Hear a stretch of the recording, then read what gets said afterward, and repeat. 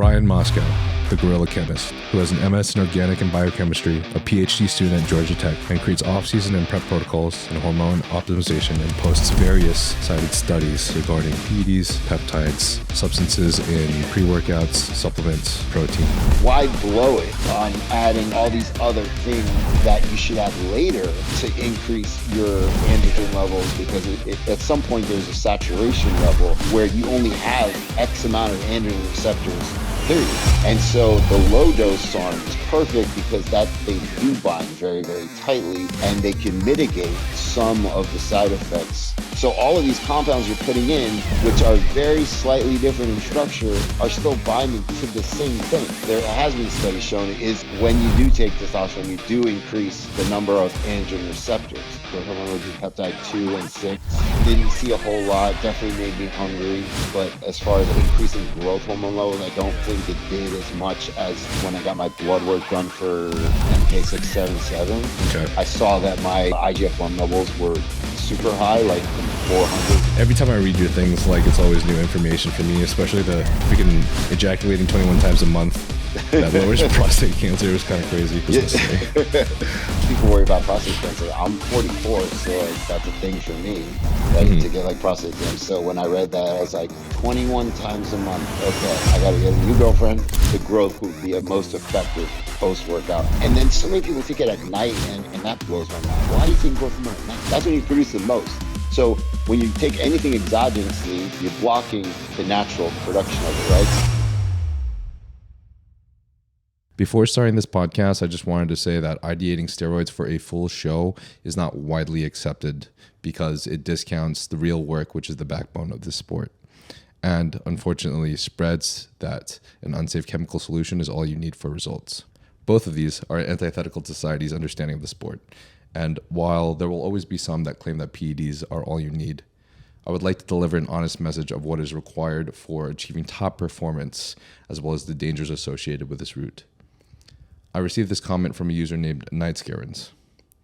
But just as a rock climber, the athletes undergoing this path in the sport are willing to put their life on the line for their passion. Just the danger between the two sports is different.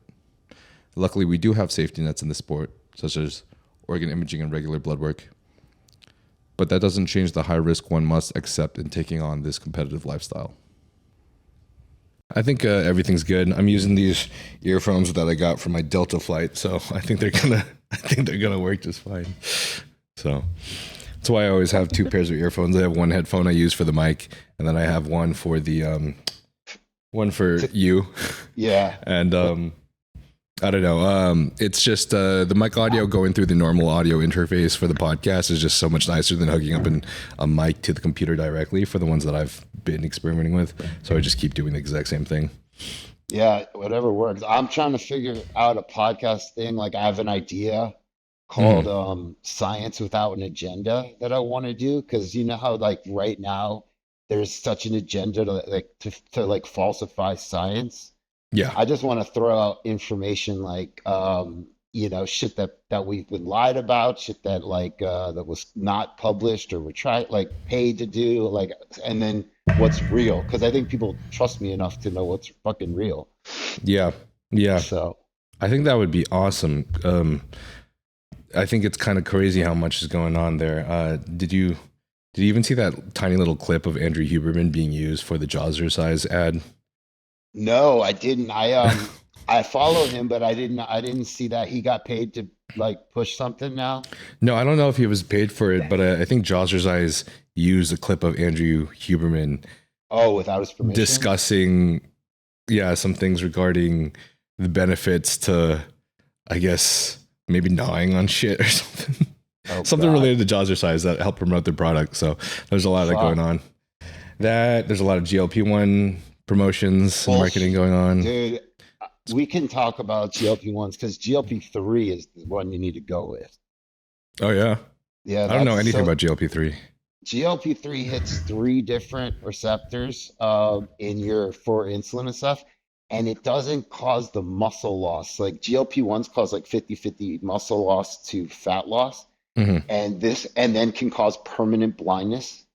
And I just read this study yesterday. It's what is the retatrutide? I think it's called retatrutide. Oh, really? Two, And yeah. yeah, that's the one. That's a GLP-3. And Oh, as far as like safe, like they lost more weight and they're just safer. So I literally just read this study yesterday because I'm trying to put out as much content, and okay. I know people don't really know too much about it.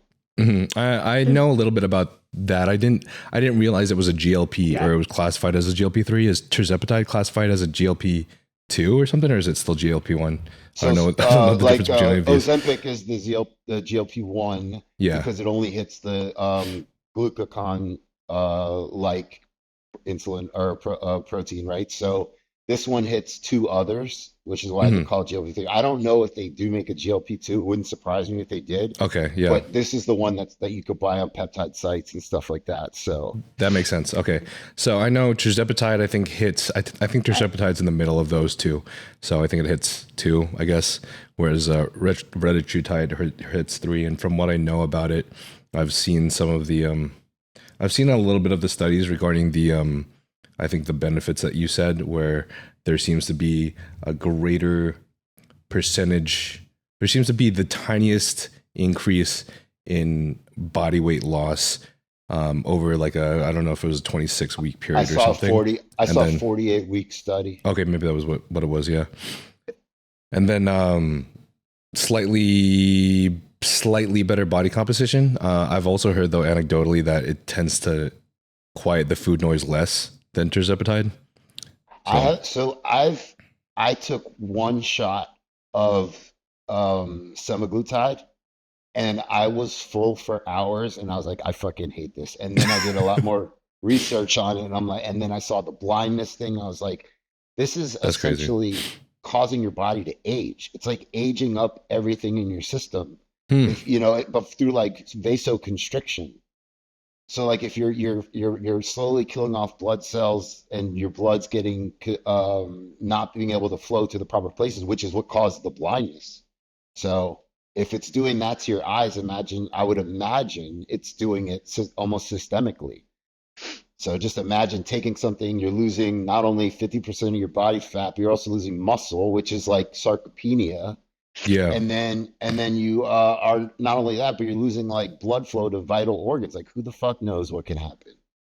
Yeah. So I'm interested in seeing some more human data on these newer ones coming out. But That's we kind can of, talk. Like I mean, this is all stuff we could talk about. We're just oh bullshitting yeah, now. bro. We can talk about everything. I'm down for it.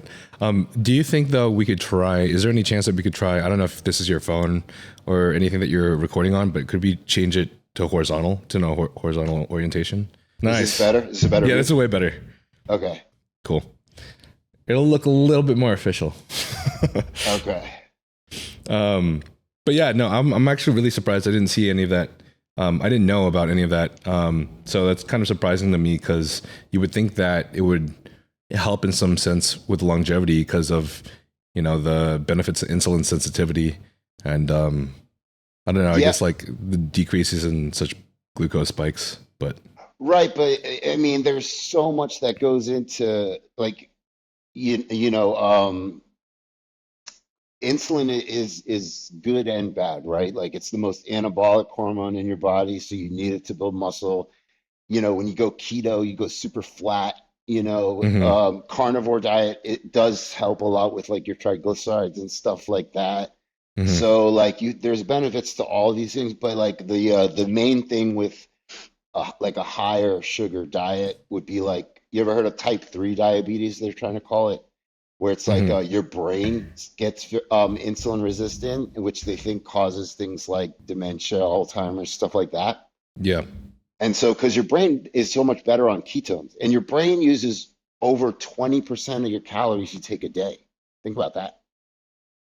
So, Hmm. like, if you're eating 2,000 calories a day, 400 of them are going straight to your brain without even, doing anything, just to run and function. Right. So I don't know. I think that I don't I don't do anything low carb unless I'm like, trying to prep or whatever, but do something to shed a little bit, or I'd rather eat more carbs and do more cardio personally. But I mean, I invented Glycolog, which kind of like made this whole fucking GDA market essentially. I'm not trying to, Mhm. you don't know me well. I'm super, super humble, but I do take pride in the things that I've done. And like, there really was no GDA market before Glycolog. Yeah, I am. I listened to your podcast way back with Derek also. So I remember you guys discussing how there was maybe like one, I don't know if it was Blackstone Labs or something previously, but you bought Prime like Nutrition had Prime one. Nutrition, okay. Yeah, which was owned by Blackstone. Yeah. Gotcha. And then I'm like, that was my second product, but it was like my first big project. I had like 37 papers on ingredients and trying to find things that work in different mechanisms to do all that. And then honestly, at the time, dihydroberberine wasn't around, which I really like a lot. So I put that in GDA when I made it for Chemist because I liked berberine. Excuse me, berberine obviously is amazing, but dihydroberberine has its own effects that hit different things downstream. So you not only get the insulin sensitivity, but you get a lot of other chemical reactions in your body that express different genes to like turn on and off certain stuff like. So I like that compound a lot. That's they're trying to call that the natural GLP-1 dihydroberberine. Gotcha. What do you think about berberine versus metformin? Studies show they're pretty much the same. The difference is the bioavailability of berberine. So when I used super berberine, it's basically berberine encased in what's that stuff called, clustered dextrin, and then sodium capryllate, which is just a fatty acid to increase absorption.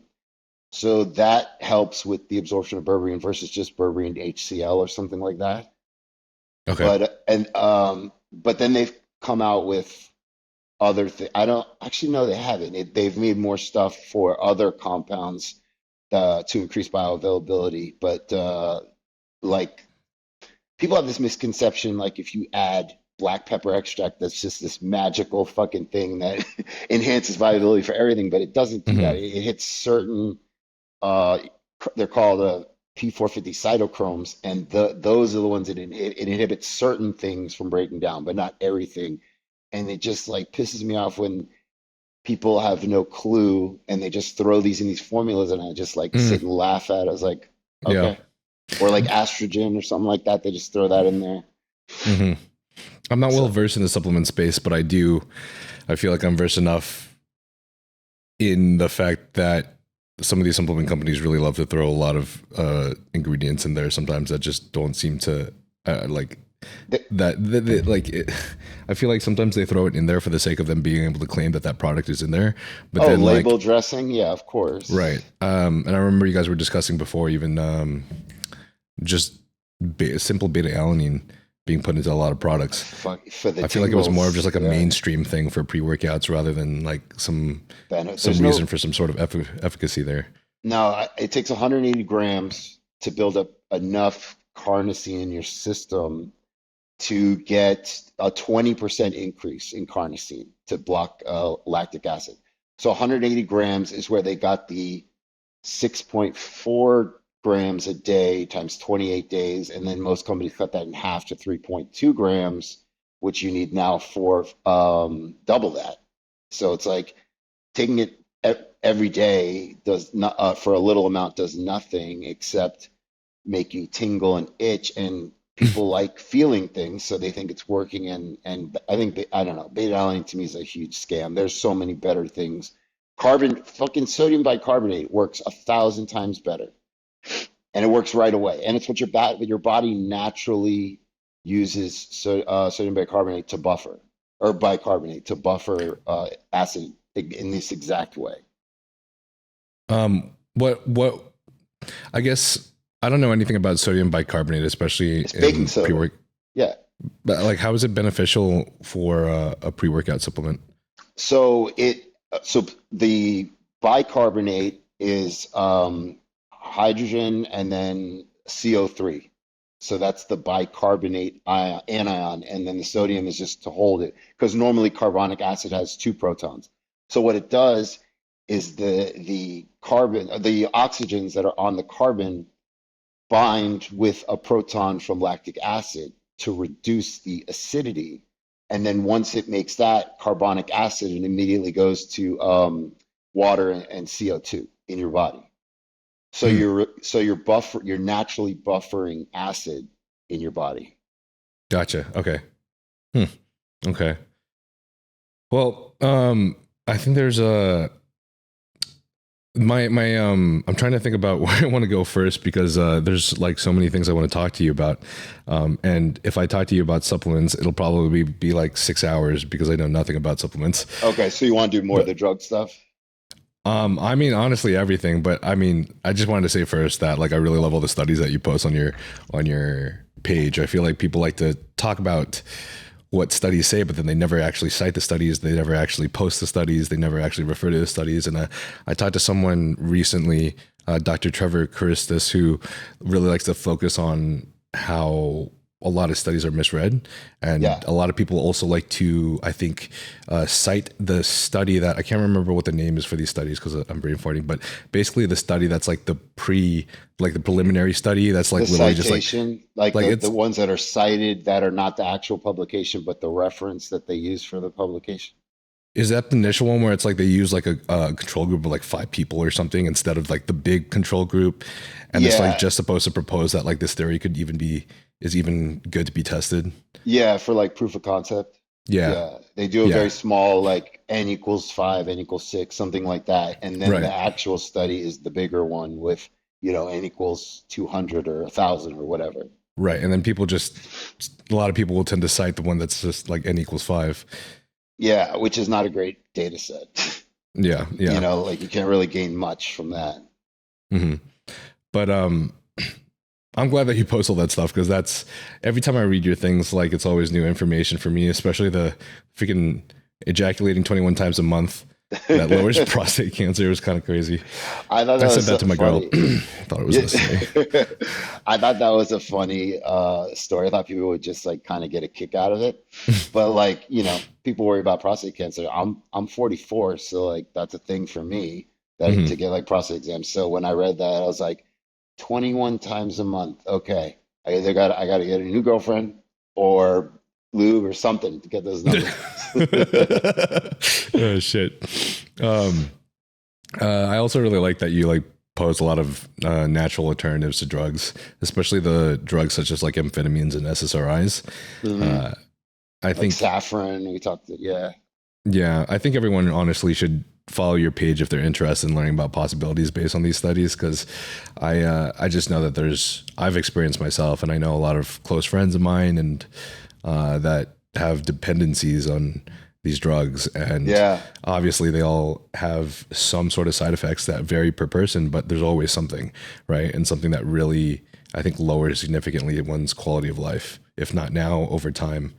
So these natural remedies sound promising. Yeah, I mean, almost every pharmaceutical is based on something natural, right? So like morphine was from opium, and then from morphine you get oxycodone, hydrocodone, heroin, like all these other things chemically altered, but they all came from morphine, which is a natural occurring substance. So I think that somewhere in some random like fruit or root or whatever, there's something naturally that can do this, because humans have been doing this for thousands of years. Eastern medicine has been like ahead of the curve. They didn't know what was doing it. They just know that if you ate this fruit, it could, make you, it's an aphrodisiac, or it can lower blood glucose levels, or whatever the thing they're doing. There's something in there that's working. And so almost all pharmaceuticals come from some natural place. And then as a chemist, what you do is you take what the natural compound is, you see how it binds to the receptor, and then you see if you can make it bind more tightly or activate it better or extend its half-life by it's called derivatizing, and changing like atoms or adding things like adding esters onto testosterone. That's just a chemical way to change the half-life. So I think that's what chemists do, is find something natural and then make it hopefully better. But anytime you do that, Yeah. there's always going to be some consequence from it. Would you say there's ever any benefit to changing the esters of a compound aside from the fact that it's in and out of your system quicker? Solubility for one. Some compounds just aren't super soluble in oil, like as far as concentration. Mm-hmm. So like I know like primobolan loses solubility. You have to start adding a lot of like the BA to it or something else to keep it in solution.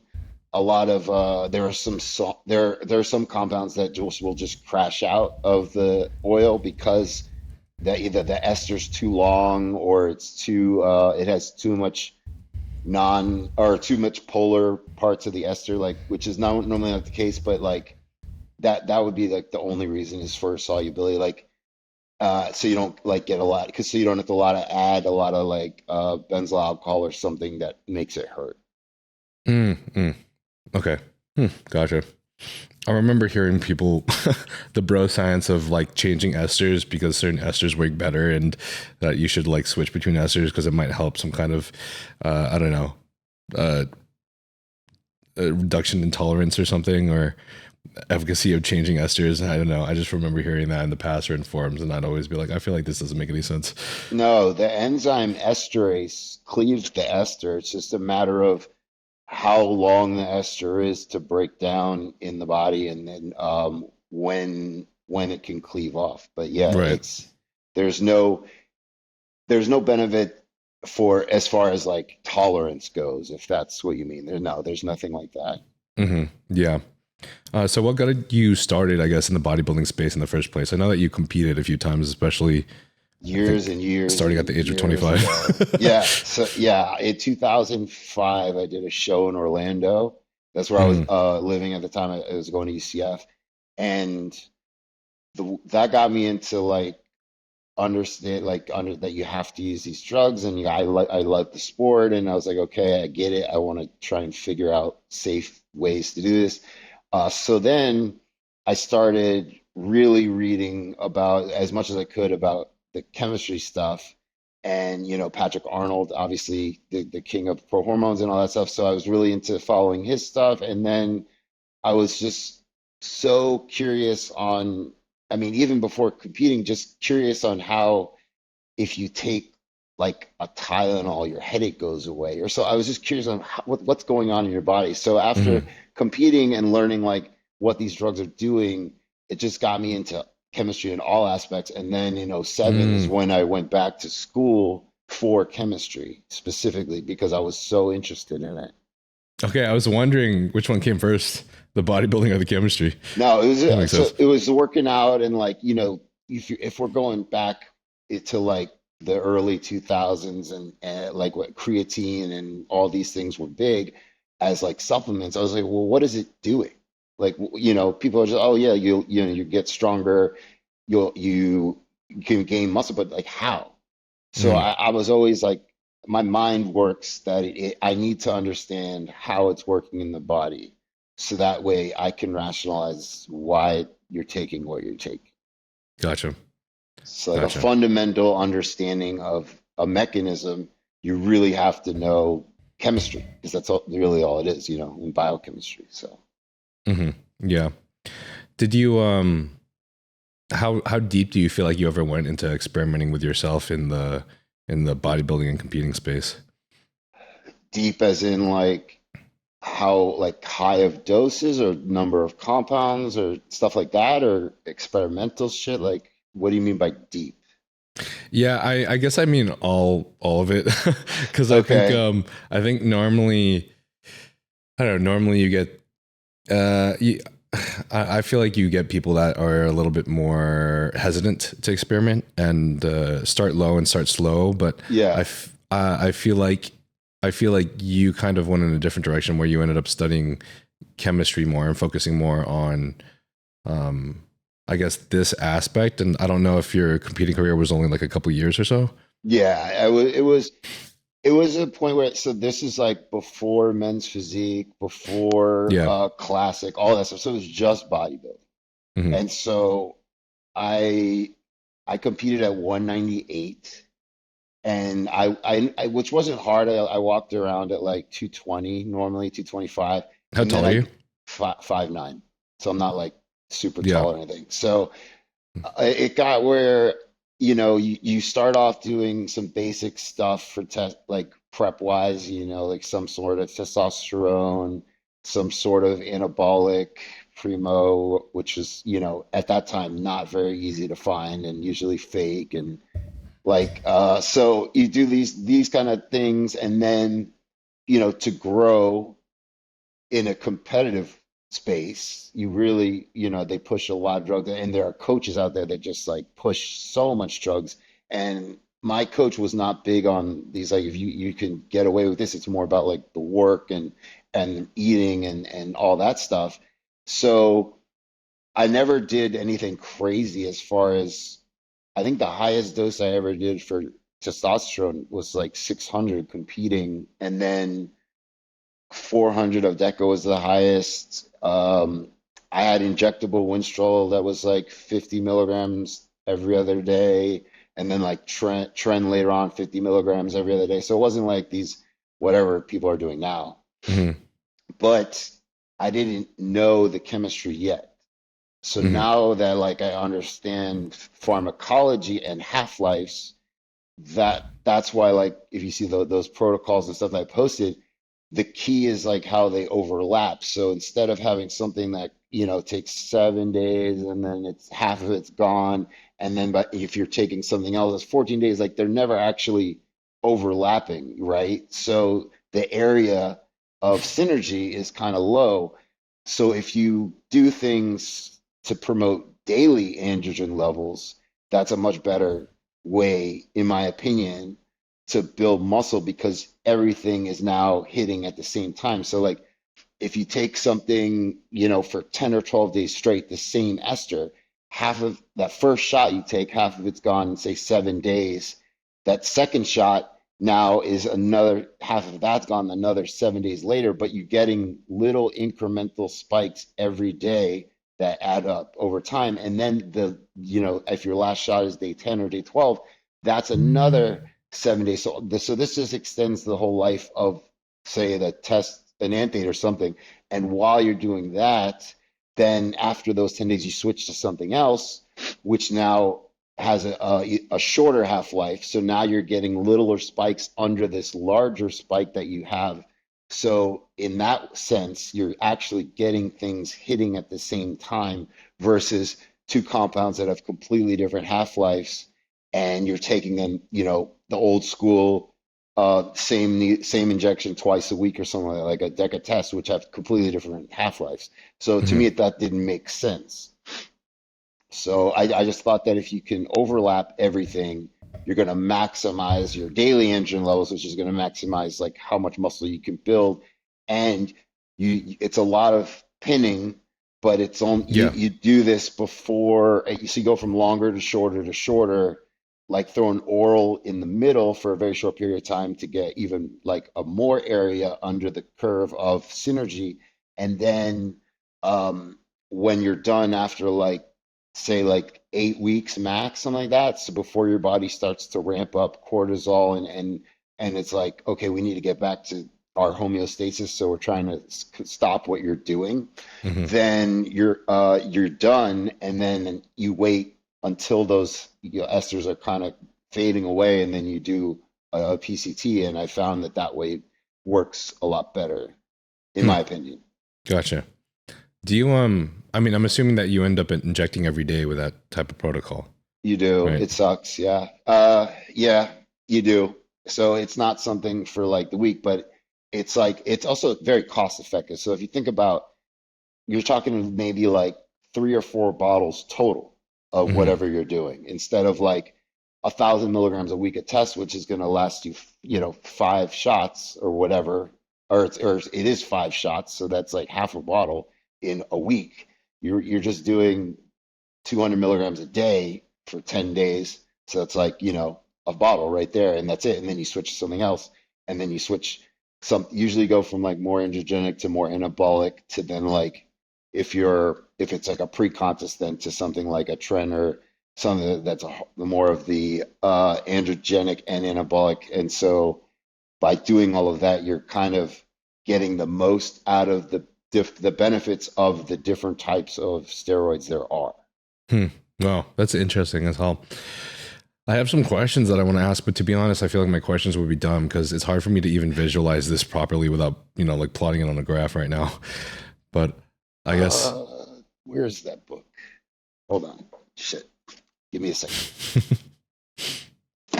This book, Building the Perfect Beast, is what got me the idea. Like, this guy was way ahead of Arthur L. Reyes. So like, let me see if I can find it. So like, you have like things like this, right? If you could see that, you have different curves, right? Yep. So everything has a different half-life. So just imagine that when you do one shot here, and this is the half-life, you do another shot, you're like following the curve and just increasing the spikes every single day.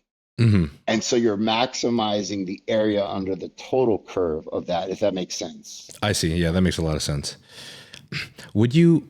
This is kind of more of like a devil's advocate question, but I mean, would you say that your, I guess the ideas that you propose are a little bit more tailored towards the belief that a person is trying to continuously PCT and instead of like preserve the natural testosterone, right? Instead of staying on or committing to TRT.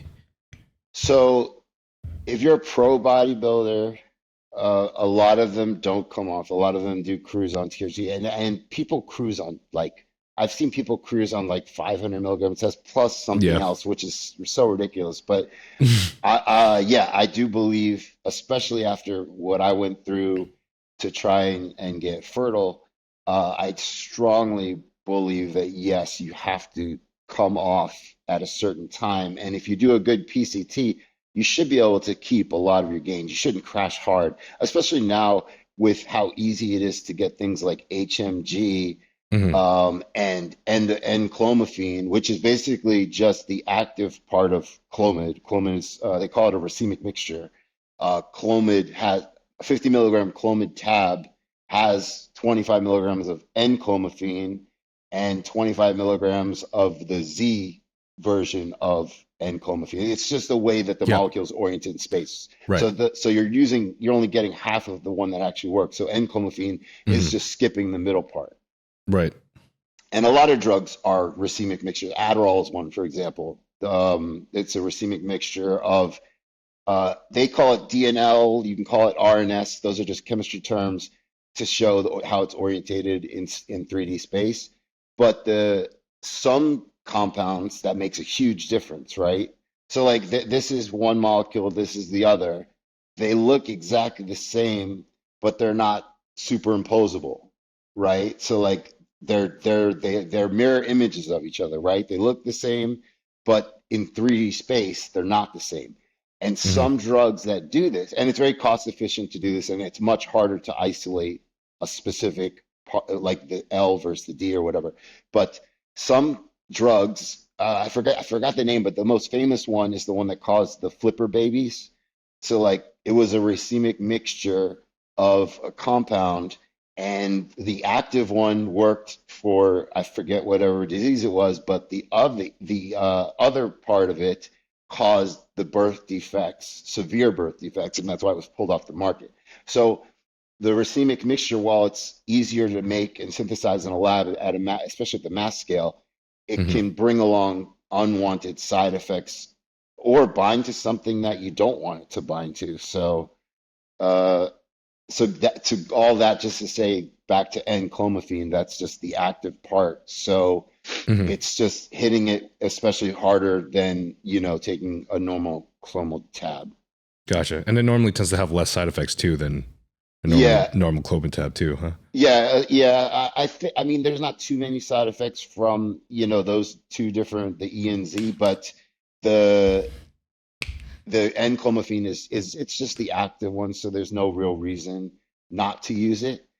And then HMG is follicle stimulating hormone, and luteinizing hormone, which is HCG. So it's both of those combined. And follicle stimulating hormone, as far as fertility and bringing up your sperm count, is what really like hammers home.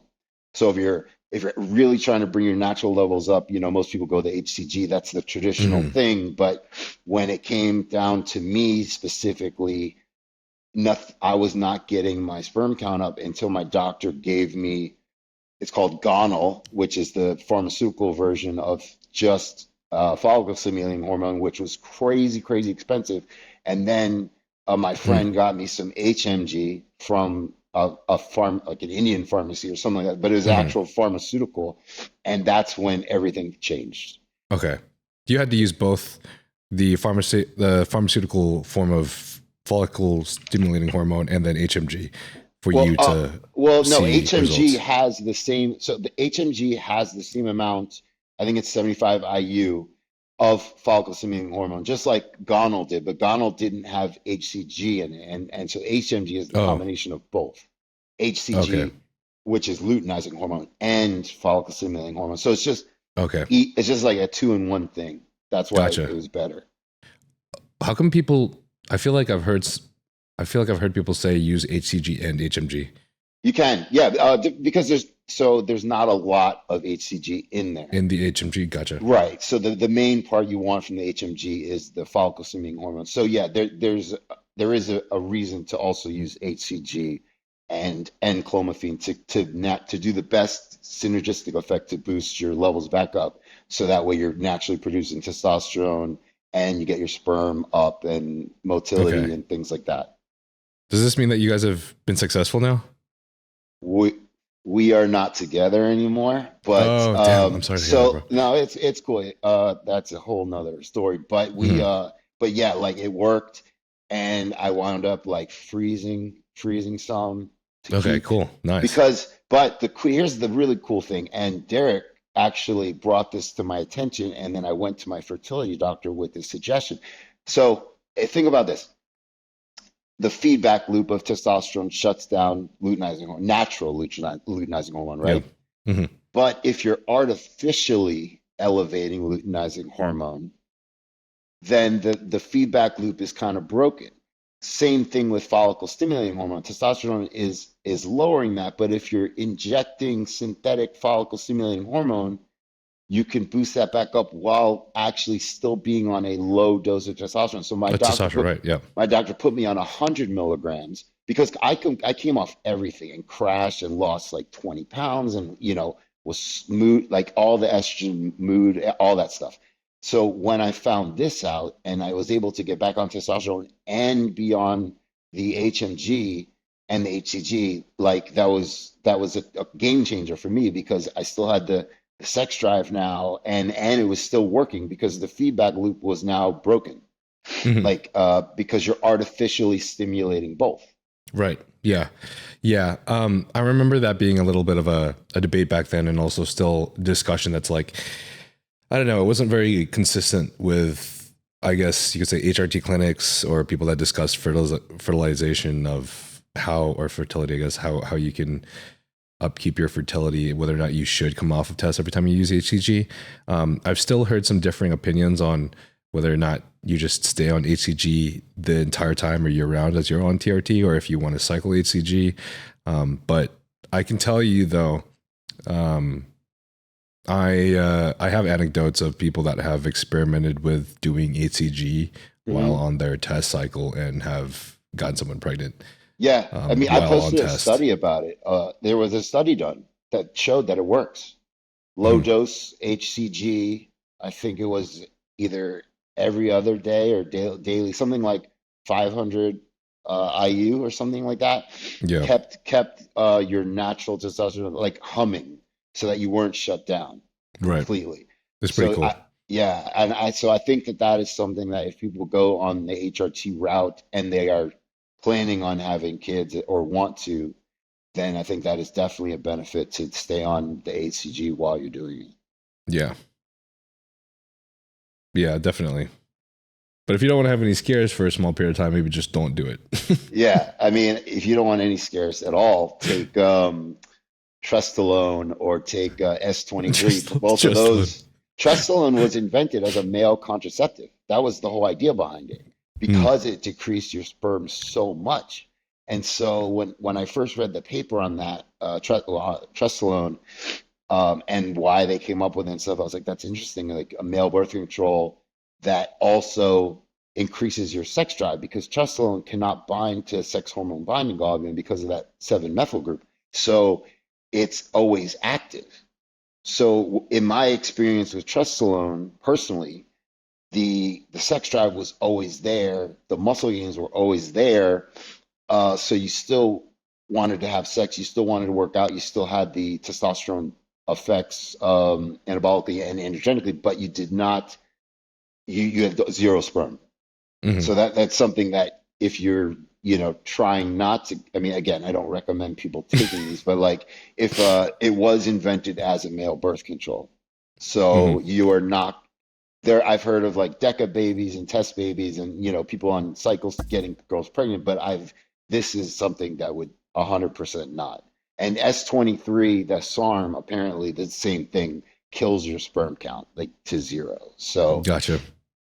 Real quick, guys. So while I was looking at the YouTube analytics, I actually saw that 85% of you guys that watch this channel are not subscribed.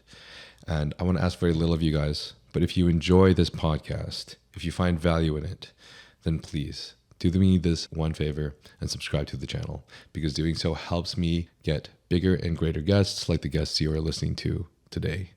Also, this channel is not sponsored, which means only the companies that I work with, which are Young LA and Huge Supplements, are the companies that can help fund this channel by you guys using the code NILE.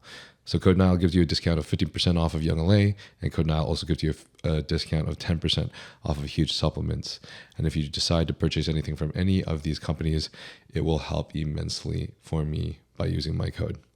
And this way, I can travel to other guests and also upgrade in equipment to make this podcast bigger and better for you guys. Do you still have the same perspective on low dose SARMs that I you do. did like a couple years ago? Yeah. I think they have their place. There's been a lot of newer ones coming out, and they the best. Okay, so let's go one, oral bioavailability, right? So Hmm. great way to not have to shoot testosterone. But they're not there yet. They're trying to make this perfect anabolic with no androgenic, doesn't shut you down. They're not there yet. But low doses, because they are so they so tightly bind to the androgen receptor, that if you're occupying a lot of your androgen receptors with SARMs, and if you're trying to use like another compound with it, it might not bind, because when it comes to competing for the same enzyme, the one that's going to bind tighter is going to win out. And so the low dose SARM is perfect, because that they do bind very, very tightly, and they can mitigate some of the side effects. Ostarine, for one, I think is the most like tried and true low dose that works without really completely shutting you down. And when I say low dose, I mean like 5 to 10 milligrams a day. Hmm. LGD, very strong, but this, I think the studies were done on like 1 milligram, and I've never seen a company make a 1 milligram. I mean, remember when SARMs were in capsules, you couldn't control that. They were like 10. And at that Yeah. point, you're completely shutting down like luteinizing hormone, and your HDL is going down, your triglycerides are going up. So you're getting the same side effects you would Hmm. from taking gear on these compounds that never made it to market. So there's not like testosterone has like a 20-year study on it. These don't. Hmm. These are all compounds that pharmaceuticals were abandoned, right? So for one reason or another, whether it was safety, whether it was money, whether it was they're not marketable, whatever the case was, they were abandoned. And so people just brought them because they work, and they do work, Hmm. but they don't have long-term studies. Like at least we do have long-term studies on testosterone, Hmm. and so we know what to expect, and you could properly take over-the-counter supplements to mitigate things like blood pressure, triglycerides, things like that. Gotcha. Might get a resurgence of the fake natties. that's the thing. Like, what's natural? I mean, that's people take all these SARMs like natural. It's like, well, there's zero thing natural about SARMs, I always thought it was funny that supplement they were selling these as dietary supplement. I mean, so back in when I was at Blackstone, right before I got there, they were selling SARMs, just like everyone was kind of selling them. But I was like, people are selling these as a supplement, which is completely illegal because they are drugs. So like this is like, you know, pro hormones, the original pro hormones like androstenedione, androstenediol, those are naturally occurring. So those fit the criteria of like the DSHEA rules for a supplement. Then when you start making like 1-testosterone or methyl 1-testosterone, which was crazy strong, maybe one of the strongest oral anabolics ever, that is a chemical alteration. So you are not going natural anymore. You are not, this is a chemical now that you're taking. This is a drug. So it was just crazy that these were being sold as supplements, like over the counter, like widely. And that kind of blew my mind. So, you know, when I got to Blackstone, those were long gone. And that was, I believe, one of the things they were getting in trouble for was the selling SARMs, and they removed those. So I wasn't there for that, but I do remember them selling MK Ultra, which was, you know, the MK 677, and I forgot what their names were for Osteopure, maybe whatever they were selling. Yeah, wasn't GHB sold as like a supplement and like? And so it was in the 90s, and I was like a you know, young in the 90s. I wasn't 18 or anything like that. So, but I've heard stories from, you know, my friends that were older that you were able to buy, what the fuck was it called? Not Blue Nitro, maybe.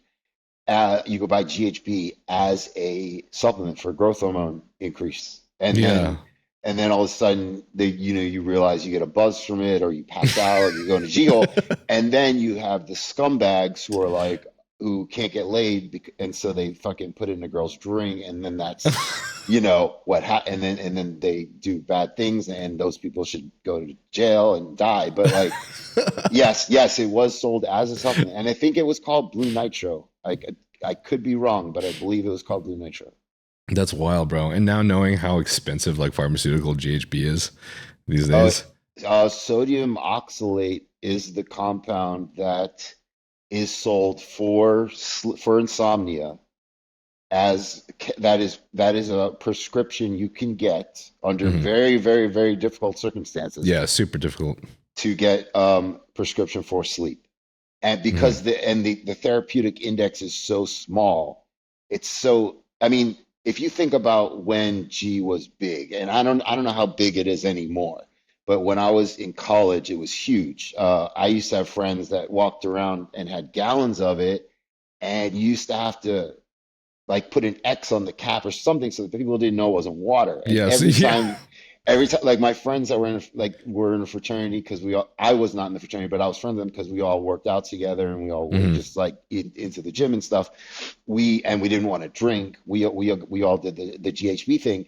And every time I walked in that house to get a water, I had to shake the bottle to make sure it was just water and it wasn't G. But you never knew the concentration because people are making this at home.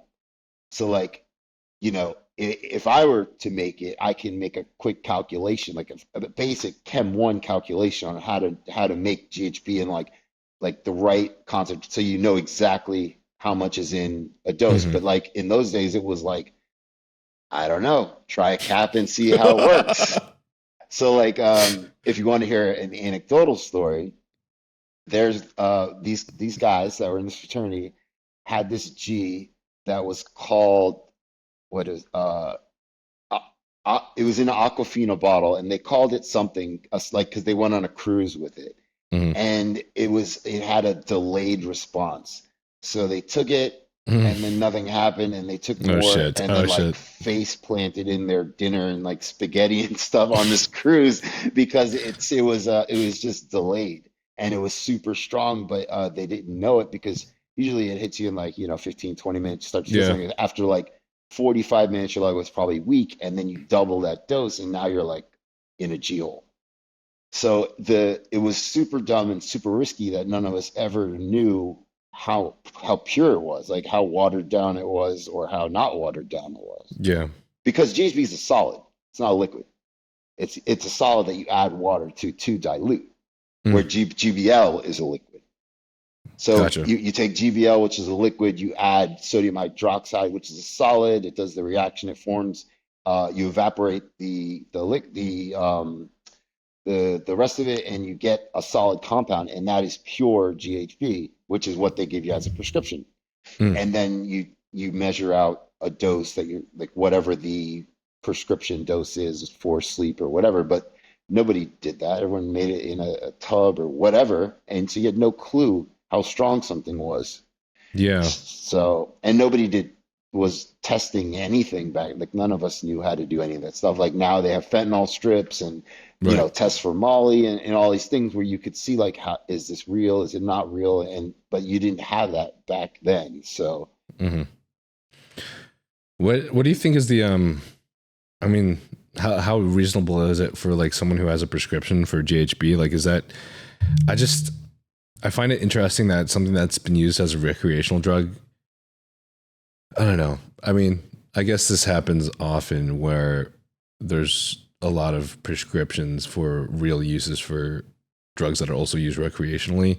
But I guess like painkillers and stuff like that. Like, what would you say? Like, are there long-term, shouldn't there be long-term dangers of GHB use? Or, I mean, does it do anything regarding your GABA receptors or that you know of? So I think the main problem with anything that kind of hits your GABA receptors hard, like benzodiazepines do, which I take for sleep because I have insomnia, and I've been on them since 2018. So I think the long term is they can cause early onset dementia or Alzheimer's or just memory loss in general. Like there are things I know for a fact I was much sharper 4 or 5 years ago than I am now, and it has to do with me taking these to go to sleep every night. That doesn't have anything to do with the cholinergic system, does it? Either? No, it doesn't. Okay. It's the complete opposite of your that's an excitatory. GABA is right. Is the opposite. But the substance, how do you say it? Dosinate. Oh, fucking dulcamine succinate. What is it? Dulcamine sulcinate. Doxylamine succinate. Have you heard of that? It's a substance that's like, it's in NyQuil, but it's also in sleep aids. Oh, so it's a antihistamine? Yeah. Okay. Like what I've heard about it is, or at least what I've researched about it is, it's like, what's the term? It's not good for your cholinergic system. So it can also lead to, I think, potential dementia or Alzheimer's in the future if it's used daily or used for a very, very long period of time, maybe. It could be. I'm not familiar with that. If like what type of antihistamine is, there's a couple different ones. That like a side effect of antihistamines is just drowsiness. It's not. I don't believe it's directly hitting your GABA receptor. This one may be. I'm not familiar. I have to see the structure of the compound to look at it. But I know that basically taking anything daily is really not good for you. I believe in cycling everything if you can.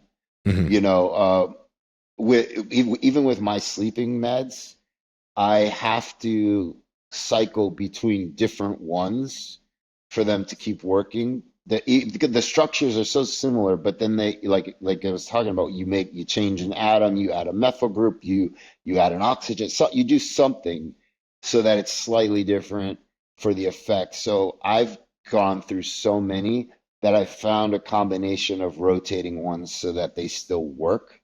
And even then when they work, they don't like knock me out completely. It's still a struggle to sleep. But I think taking anything really daily, that's, besides stuff like food, like amino acids, things like that, like taking anything that has some sort of purpose for, like you said, in your brain, I don't think is great. I think cycling anything is the proper way to do stuff if you can.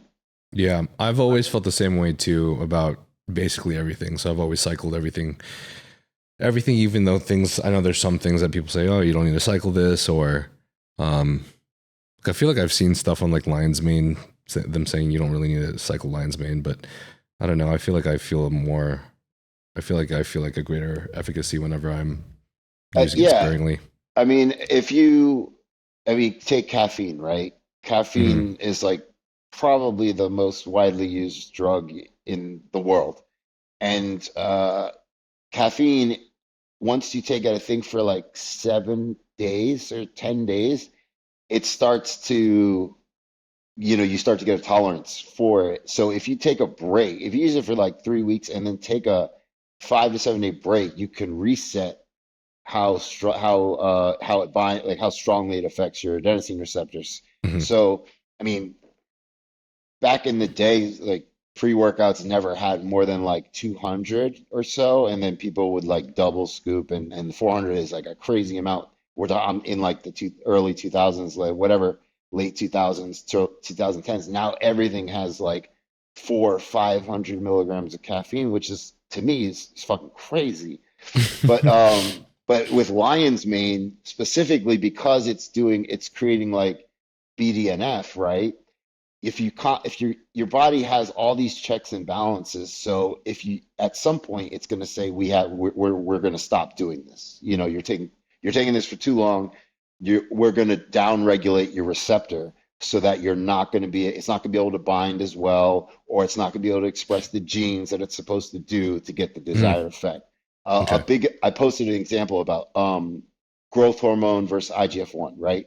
Growth hormone, which converts into IGF-1, which is the anabolic part, right? Your body will have some sort of checks and balance where it reaches a point where it will stop converting to IGF-1 because your levels are too high, and IGF-1 is linked to things like cancer and things like that. So if you take straight IGF-1, you don't have that same checks and balances. Your body is just getting the pure IGF-1, and that is a problem. That's where you get major side effects like heart growth, cancer increases, or the chances of getting cancer increases, things like that. So your body does a pretty good job of regulating itself to some homeostasis level, and which is also why you get a tolerance to things, because your receptors get so much.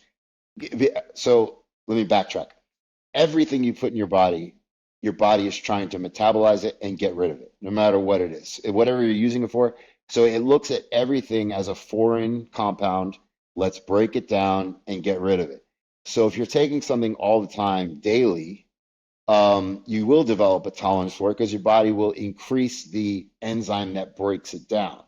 It will just upregulate the production of whatever enzyme is breaking that compound down, which is why you need to increase your dose. So then you start increasing doses of things, and then your body does this thing again. So now you go from 10 milligrams to 20 to 30 to 40 to get the same desired effect.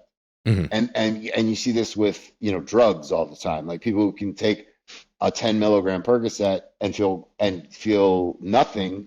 They need like 100 milligrams to feel something, where someone who's never taken an opioid ever can take 10 milligrams and be in la la land for hours. It's just like your body is trying to break it down and get it out. What would you say about drugs that people tend to take consistently, such as telmisartan? I think that, again, anything you take consistently, your body's trying to get rid of. So no matter what the compound is, your body will find some way to upregulate the enzymes that break it down. So I don't think, like I said, I really don't think anything should be used daily unless medically needed. And even then, that's when, you're going to get side effects from things like that. So gotcha. Do you feel like I feel like that's true, but sometimes I also feel like there's some kind of like plateau to, I mean, I know this sounds like complete bro science, honestly, but sometimes I feel like there's like an upper limit or like a margin where it's like your body, I think, will increase those enzymes to metabolize more of the drug. But sometimes people end up at like this higher dosage that seems to work for them for longer. Like I feel like I've seen people who've like, for example, had to like start at 20 milligrams of telmisartan and then they up to 40 milligrams and then finally they up to 80, but then the 80 worked for like a very, very, very long period of time or something, for example. Yeah, I mean, you can have certain compounds that do that depending on how easily it gets broken down and how much your body will upregulate that. Like your body can upregulate certain to some degree. There's always some point where it just can't, Mm-hmm. and to turn on genes to do that, you also need to have the enzyme, and to make enzymes, you need food and protein and amino acids because that's all enzymes are. So if if say you're not giving your body enough food to make this enzyme, your body can tell you to make more all at once. If it doesn't have the building blocks to it, then maybe it's not going to happen. Okay. Does that make sense? Interesting. Yeah. Yeah. I was always wondering too, if that might be also a similar case for something like, I don't know. I always feel like gear is interesting to me. Like, I feel like as you run gear for a longer period of time, like sometimes it's just not as effective. A dose isn't as effective as it was before. But I also know some bodybuilders that feel like they've found like a sweet spot. I don't know. What are your thoughts on that, I guess? So when it comes to gear, if you start off at some low dose or some dose that you can grow off of, Mm-hmm. as at some point it's going to not work as effectively if you've been on it too long, Mm-hmm. or if you've put on too much muscle, because your body's going to ramp up cortisol. Your body wants to be here, right, at all times. If you're taking gear now and you're gaining weight like this, your body's going to want to get back to here. So the only way to do that is to break down muscle tissue, so that will decrease it, which will cause you now that you'll need a higher dose to offset the effects of your body trying to bring your weight back down to homeostasis. So if you walk around at 200 pounds, Okay, I see. you do some cycles, you do a cycle and you get to like 215, but your body wants to be at 200. It's a constant battle between trying to stay anabolic versus your body trying to ramp up things to bring you back down to 200. So that's why it takes a while to establish a new homeostasis. But once you have been 215 for like a year, that's your new spot. And so even if you stopped working out, your body would lose muscle and kind of gain fat to be around 215, because Gotcha. that's like your set point. So like Interesting. for example, for me, if I didn't work out for like 3 weeks or something, or let's say when I was trying to get pregnant, right? So I come off testosterone, I come off everything. I was around 230. I dropped down to like 212-ish, Mm-hmm. which is like my set point. Like my body is never gonna go under that unless I just stop eating and whatever. But like I get, the weight, I lost the muscle, but I also increased my body fat from the estrogen and all that stuff, and not working out as hard and all of that stuff. So my set point was around 215, and I'm not going to drop below that no Gotcha. matter what.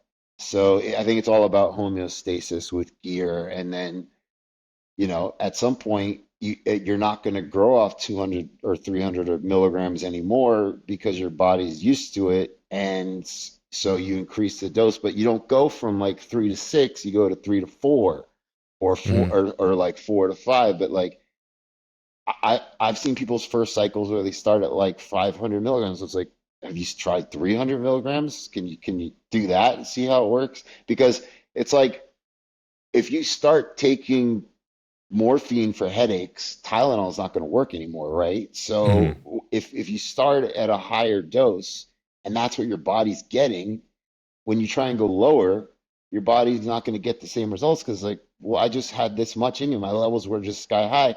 This is not giving me the same sky high levels. I'm not going to grow up. Like, you're not going to be able to grow. So again, your body is pretty smart when it comes to stuff like that. Okay, cool. That aligns a lot with Kurt also used the term homeostasis, even though I know there's a very, very small percentage of people that feel like the word homeostasis used in bodybuilding is a weird, is a weird term, but it makes all the sense. And it also aligns with, I'm working with Coach Patrick Torr right now, who is Keon Pearson's coach. And he has said the same thing about my bulking phase too, where he believes that growth spikes and is fastest after you finish prep, when your body fat's at its lowest, and obviously it plateaus slowly as time continues. So from his experience and his belief with working with all these monstrous fucking athletes, around after like 6 months of a bulk, of continuous calorie surplus and obviously gear usage, you start not seeing very many muscle gains. But he always tells, I'm sure his clients and me as well, he basically will send me messages of like, remember to focus on just continuously training hard, at least maintaining your strength in these areas, focusing on your form and everything, continuing to eat the food and calories. As every single week that passes by, what we're doing now is we're making it so that your body is more used to holding this muscle mass and holding this weight point. Exactly. So that by the time we do start cutting and we do start prep, it will be more difficult for your body to lose the muscle the longer you're holding this for. Yes. Yeah, so, 100% agree with that. You're building a new set point for being whatever your weight is for the last 6-8 months, that you've gone up and maintained. And especially giving it the right amount of food and calories. Like, let's forget the drugs for a second. Just having the right food and the training to maintain, like you said, your strength and your weight at that point for that long, it will be much harder for your body to lose the muscle because it's used to carrying it now, like you just said. So yeah, I agree with your coach on that for sure. You also, I heard you say this before, I think, but you still kind of believe that people should start, like when they're first starting their first cycle or gear for the first time, that they should start at like a lower dose, like 250, and then titrate up.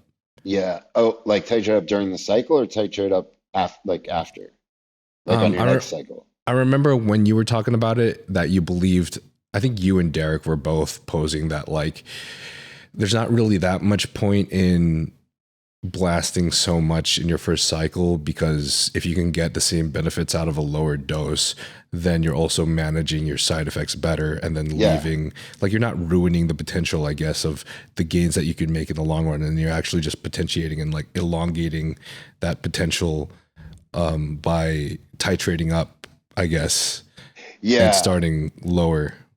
I think if that was said right. Yeah, it's like I was saying, if you start your cycle at like 250 or 300 milligrams a week, that's more than your body naturally produces. So you're gonna, and especially if it's your first time ever, you're gonna respond great. So there's no need to take more, because at some point when you do a cycle again or your third, you're gonna have to take more to get that same desired effect. So if you're cycling up from like 2 to 3 to 5 to whatever, you're going to potentially ruin taking 700 milligrams a week for your cycle, because you've already been there on your first one, when that's like the point where you could take literally anything and your body's going to grow. So I don't think there's any reason to take these high amounts of cycles if it's your first, second, third cycle, and I don't think you need to take multiple things on a first cycle. I think if you just took 300 milligrams, you've never taken anything, you're 24 years old or whatever, you take 300 milligrams of testosterone a week, you're going to gain easily 10 pounds in the next 10 weeks or whatever you're doing. So why blow it on adding like all these other things that you should add later to increase your androgen levels so that you can put on muscle later? Because at some point there's a saturation level where you only have X amount of androgen receptors, period. So all of these compounds you're putting in, which are very slightly different in structure, are still binding to the same thing. So one thing you do, there has been studies shown, is like when you do take testosterone, you do increase the number of androgen receptors. So but over time, there's only going to be so many you have. And if you're taking like 5, 6 things at once, some of it's not going to be used at all because it's going to, nothing, not all of those things can bind to the same receptor at the same time. You just have a Gotcha. limited number, period. So you don't have an infinite number where you can just throw an infinite amount of drugs in and you'll just get bigger. Right. Yeah, that's a discussion I've been enjoying recently, since I just like that I hear consistency among the people I look up to that I speak with regarding the subject, like Dr. Dean and you. And I know Steve and Kurt like to talk with Dr. Dean on their own, on Steve's podcast a lot too. But they seem to all reflect this idea that as you grow more muscle, you increase the number of AR receptors and, or the amount of androgen receptors. And like, if you're like, I don't know, say that you're 150 pounds and you start your first cycle, like you're probably more than saturated your androgen receptors. If you're taking a gram of test, like you probably don't have to take a gram of test to saturate your androgen receptors. And then probably the rest of that test might end up just going to side effects. Yeah. Because you're already fully saturated. Right. So like if it's not going to testosterone, it's going to DHT or it's going to estrogen. And then, you're just going to have side effects. Yeah. So there's like I said, there's only so many that can bind. So you, like you said, you're fully saturated at like, say this is your first cycle, say at you do 500 milligrams, you're probably fully saturated at like 300, 400, something like that. But then, so the rest of this it's like pouring water into a full cup. It's just going to spill over, and the spillover are the side effects that we just talked about. So there's no point, in my opinion.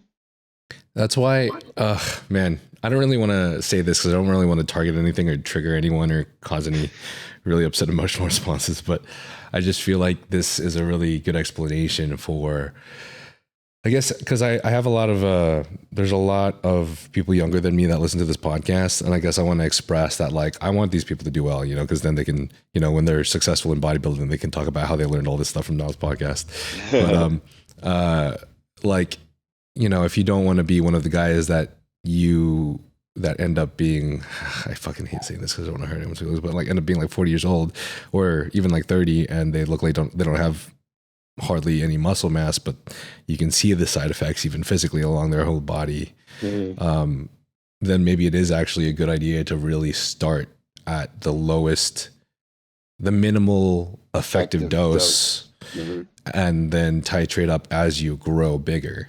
And that way you see the size gains, but hopefully you're not seeing as many of these side effects, both internally and then also externally. You're not seeing as much of the hair loss, as much of the acne, as much of the, hair drying out, skin drying, as much of the, aging potentially. Yeah. So, from DHT. Yeah. And also to that same point, like these are drugs that are not good for you, right? Like if we're really being honest with each other. So you don't want to take massive amounts of drugs when you're younger, and then like you said, you hit 40 or something, and now you have high cholesterol, you have heart problems like left ventricle hypertrophy, you have high cholesterol, blood, all of the negative things because of stuff you did in your 20s and 30s, which, it's cool, you want to look good then. And some people have that mentality, like, whatever, I'll die big or huge, whatever, which is stupid. But, I'm, like I said, I'm 44 now. Yesterday I was 231. I had rhabdo 3 weeks ago, and I just hit 240, which is like almost the highest I've ever been as lean as I am. And if I could stay, between 230 and 240 at 44 years old, I'm happy. Would I love to look like a Jay Colored size, or or Derek or somebody huge? Yeah, absolutely. But I'm not going to risk all that now at 44, and I wasn't willing to risk it when I was in my 20s and 30s either, because I knew that at some point everything's going to catch up to you.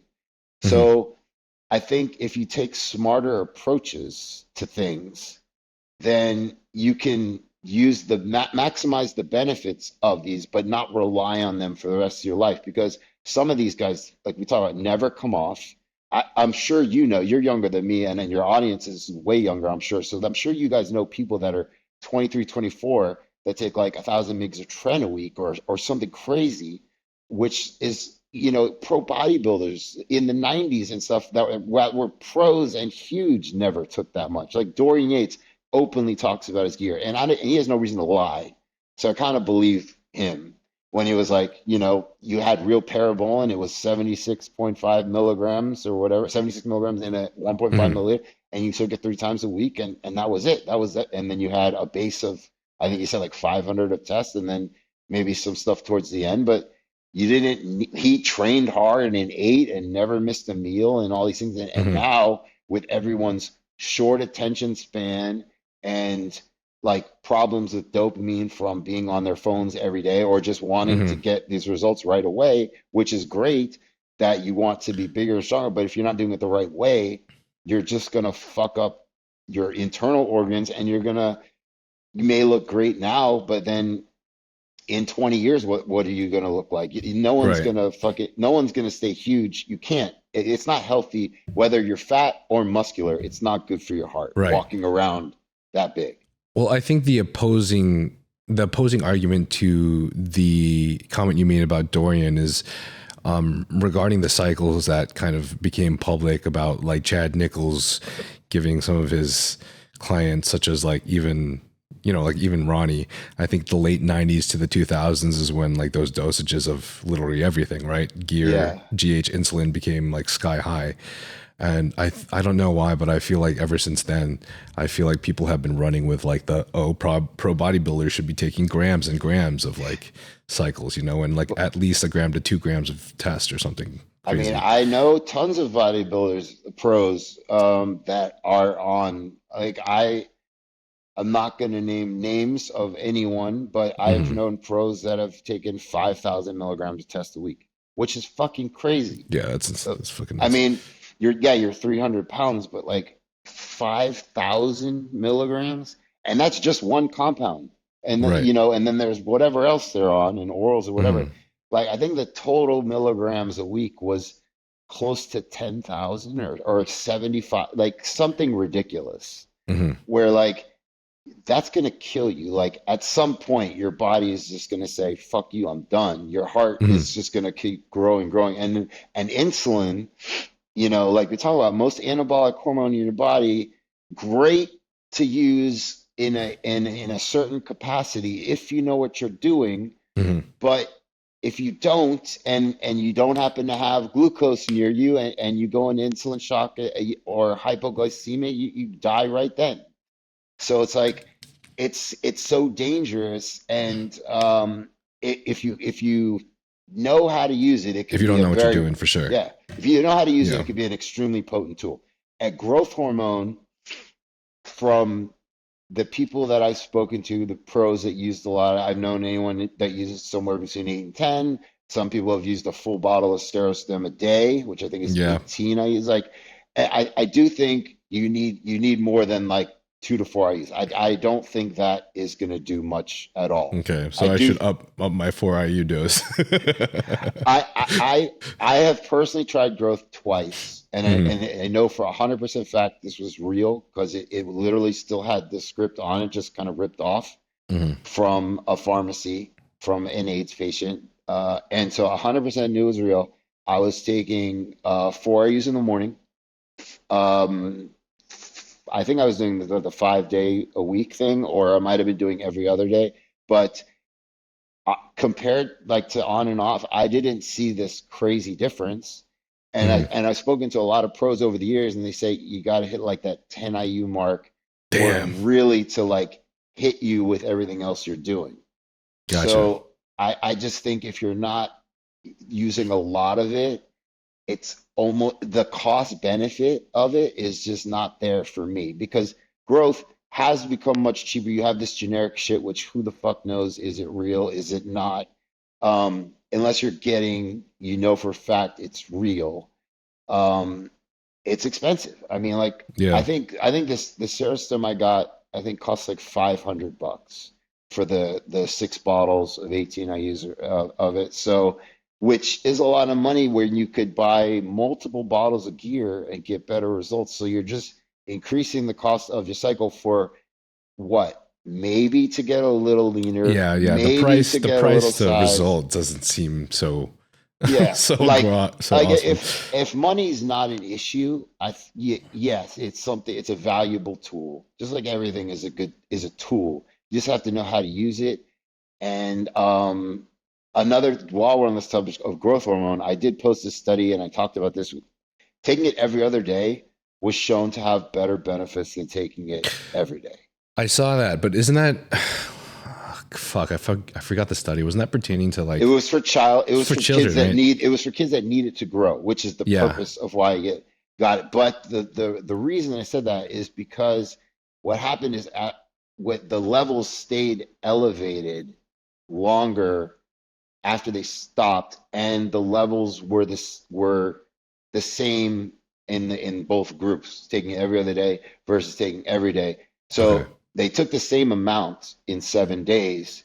It was just divided up either every other day or every day. Yeah. And so I think that the every other day is a better way to go about it than every day. You could still do, if you're doing 4 IUs a day for 7 days, you just divide your 28 by 4, I guess, 3, and you get your every other day total and do that. And I think that's one way to mitigate any possible side effects of it. And I think Of GH. yeah, and I Like think side you'll effects get is benefit.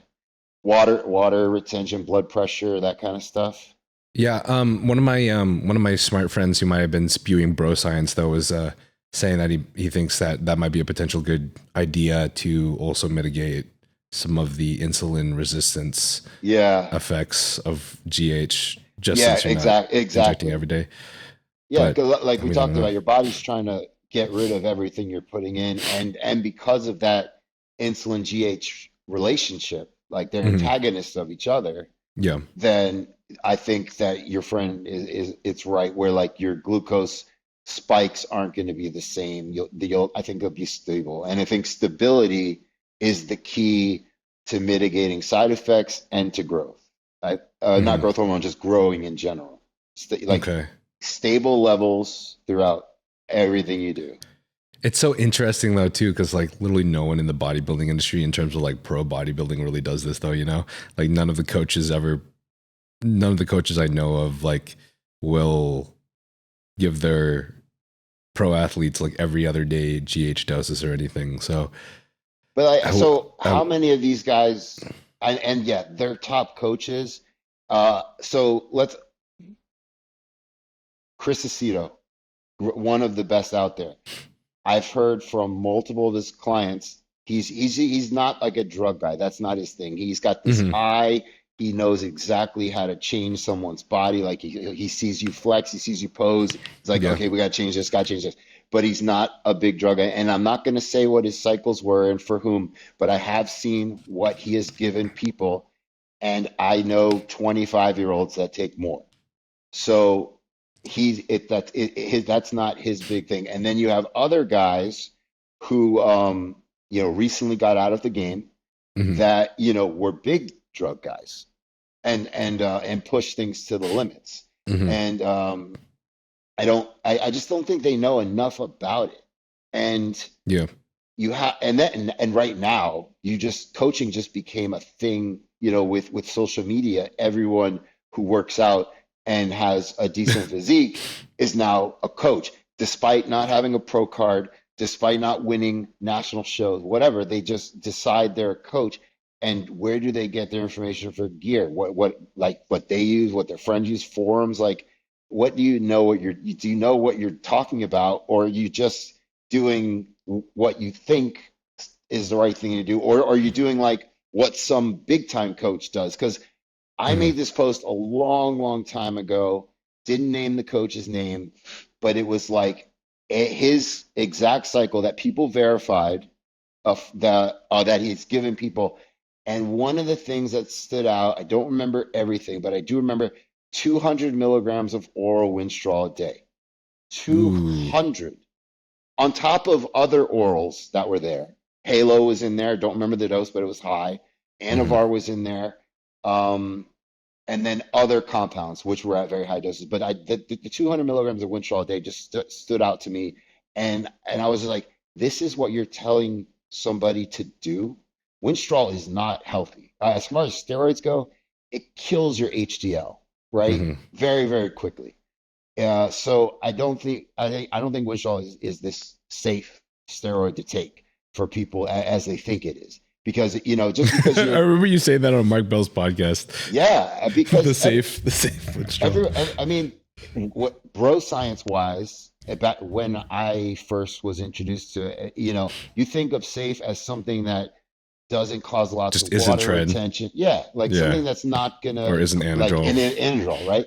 But you don't know the internal effects because nobody told you that, oh, your HDL is gonna go to like 15 or something, which is crazy, like not healthy for you.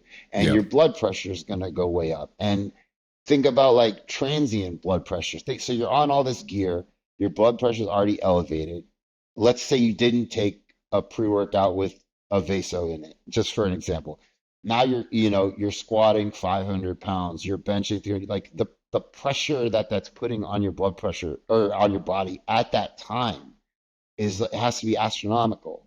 And that's when you see like the nosebleeds on powerlifters and stuff, because their blood pressure is so high that you're literally breaking like blood vessels and capillaries because of the pressure is just too high from all the things they're doing and the amount of weight that they're trying to push.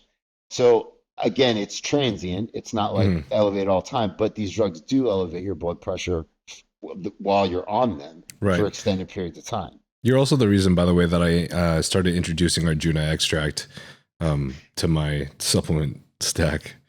Anyways, tangent. But I need to run to the restroom real quick. But before I ask you, and before I also have some GH stuff, considering that we're talking about that now, that I'm curious about. But regarding our conversation about the dosing that I think, a lot of bodybuilders are doing, I think the one caveat to that, or I guess devil's advocate stance that I would have to take is the problem with, I think, some of these athletes that may be starting gear for the first time, or maybe even the ones that have at least been doing it for a short time but have titrated up in doses pretty high already. I think the one difficulty here is like, a lot of these people haven't had time to learn their body, right? It takes years of hopefully like plotting data in some sort of sense so that you discover some kind of trends and figure out how your body responds to things properly. But I think it's just always hard to tell whether or not you are a fast or a slow metabolizer to these drugs. Like, you just have some people that'll respond to like 200, 300 mgs of test. Like some people respond to like 700 mgs of test. And I think that's where it gets a little confusing, is like, where should someone end up? Maybe they're going to be scared to get this high, but what if they don't respond well? Or maybe even the opposite, right? What if they want to go really hard and they blast this much, but they actually respond really well to like half the dose? It's just like, it's so hard. Like, how do you tell? I feel like the only way is to like look for the side effects, but then again, even the side effects are vary per person, right? Vary by genetics. I think if you're not getting blood work done, you're just an idiot. But if you collect blood work, before your cycle, during your cycle, after your cycle, you'll get an idea of like, okay, I was at 500 milligrams of testosterone. This was my testosterone. This was my free testosterone. This was my estradiol. This was my cholesterol. You'll have an idea of when you were on it, how you responded, at least on a numbers base, right? And then you also will have hopefully some log of your body weight and pictures of what you look like, right? So if you have some sort of data, you can go off that. And then, so like there's always going to be the outliers, the super responders, or you said like the non-responders, right? So if you have the blood work isn't lying. So if you're a super responder and you're on 300 milligrams of testosterone and your total test is like 1100 nanograms per deciliter and your free testosterone is like in the 40s, you know that you're a super responder. If you take 300 milligrams and that gets you to like 700, 800. Maybe you need to go a little bit higher. I feel like that would suck so much. I mean, that happens with, any kind of drug, really. Yeah. There are other people that have the respond very good, and then there are drugs that just don't work, which is why you see a doctor and they try you on something and like it's not working. I mean, especially when we talked earlier about SSRIs, those things are fucking like throwing darts at a ball, Yeah. a wall. Like, who the Yeah. fuck knows which one is going to work for you? Yeah, exactly. So It's crazy. I think like data is, as a scientist, data is key. And if someone is really wanting to get into how their body responds, they absolutely have to get blood work before, during, and after. And then they have something to look at to say, okay, this is what I was taking. This is where it got me. The next time I do a cycle, if I want to try and get a little higher, I increase my dose maybe 100 milligrams, or I add a second compound. I get blood work again, and okay, now my levels are here. Okay, so now I know kind of what's going on. And then you can also see side effect wise. Here was my estrogen. Here was my good cholesterol. Here was my bad cholesterol. Here was my resting fasting glucose. Like all of these things that you actually has data points for, then you can learn your body essentially kind of quickly. Like you don't need to, put in the 10 years of work of guessing. You literally can do this in a year and do like 3 or 4 cycles a year and get some good data to see like, okay, this is how I can respond. I guess that is a good argument for having a clinic behind your back, like as long as you're wary of any like marketing pushes that they're giving, and just making sure you're choosing whatever you actually need to have.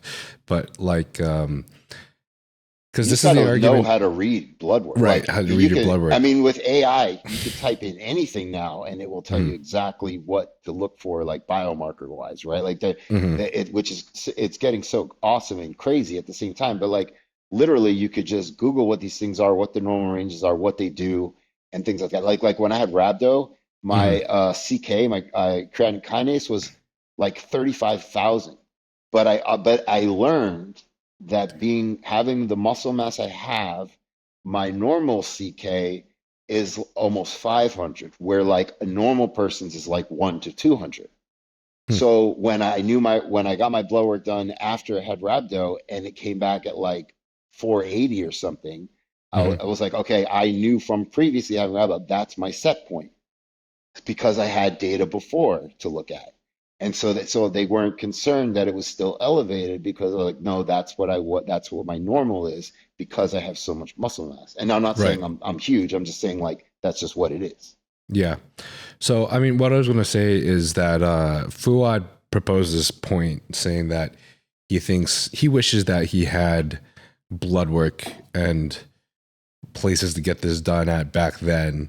When he was bodybuilding in the 2000s and stuff, no one was really doing any of this. No one was like taking ancillaries or getting their blood work done at this point. But he wishes he had that because his proposition was, then he could aim to have a total test of say like 3,000 nanograms per deciliter. And he would know like, this is where I want to be in my cycle instead of just like experimenting with crazy ass doses like 1.2 grams and then 2.4 grams to see if he'll get any more benefits from it. He could actually just figure out like, this is where I want to land. Yeah. But then I think, I don't know if I think it was Phil Viz who commented like an argument back to it stating that he doesn't think that would make any sense to aim for like the 2,000 nanogram per deciliter number because like that can't dictate really how your response your free testosterone is really the number that matters. Like your total test will increase, but it's your free is what's active, right? So you can have 2,000 nanograms per deciliter, but if your free is in like the 20s, then you're not getting good results, and a lot of it's just going to waste. So if you can log your free testosterone, then that is a good indicator on what you're actually doing. I didn't mean to interrupt you, but no, yeah, that makes sense. Are there any tests that read above 50 for free tests? Yeah. You mean they just say greater than 50 on it? And yeah, not like it just says like greater, like they're not an actual number. Is there any ones that read actual numbers or something? Or I'm sure there has to be. Off the top of my head, I don't know, but because I've never had it I've had it in the 40s. Hmm. I've never had it above 50, so I don't know. But the way they calculate that, I would assume they could spit out a number. There has to be an instrument that would spit out a number because it doesn't make sense unless that instrument is dialed in to only read 50, Hmm. right? But I can't imagine that you can't change the configuration on the instrument to just spit out the number or the calculation. I just, Hmm. I can't imagine that it's not because the Gotcha. way they work now, they're so sensitive. Like the sensitivity of the instrumentation we have now is so good. I mean, shit, we detected gravity waves, like, Hmm. and that one, like, not related to body, but like we can detect things that are incredibly hard to detect, like neutrinos and shit like that. So, like, yeah, there has to be a way to read it. I would bet 90, like I would bet my life that there's a way to calculate it Okay. and read it. It's probably just not cheap. And the standard would be like Yeah. because it's greater than 50, it's bad. So then or like bad is in the way for what a normal level would be, not bad in it like that sense. Hmm. Someone in the comments should definitely know this. So if you guys do, please let us know. Give us a comment. But yeah, I was curious because I posted this post way back, I don't know, several years ago of just my bare ass shredded glutes, and I was like talking about my talking about my cycle, and I was like, yeah, I was running. I don't remember how much tests on. I think I'm pretty sure I was just running my normal TRT dose of test because I think I was on a cruise, but then I added Winnie so I could look extra dry and crisp. And obviously that lowers your SHBG. So it ended Right. up increasing my free test to 50. And Right. then I just remember getting some comments of like, he's a hyper responder. And I'm like, am I a hyper responder or is it just because I took the Winnie that free test ended up going to 50? I mean that the key to the free test is the key. So any way you can increase sex hormone binding globulin or decrease things binding to it, uh, you're going to respond really, really well.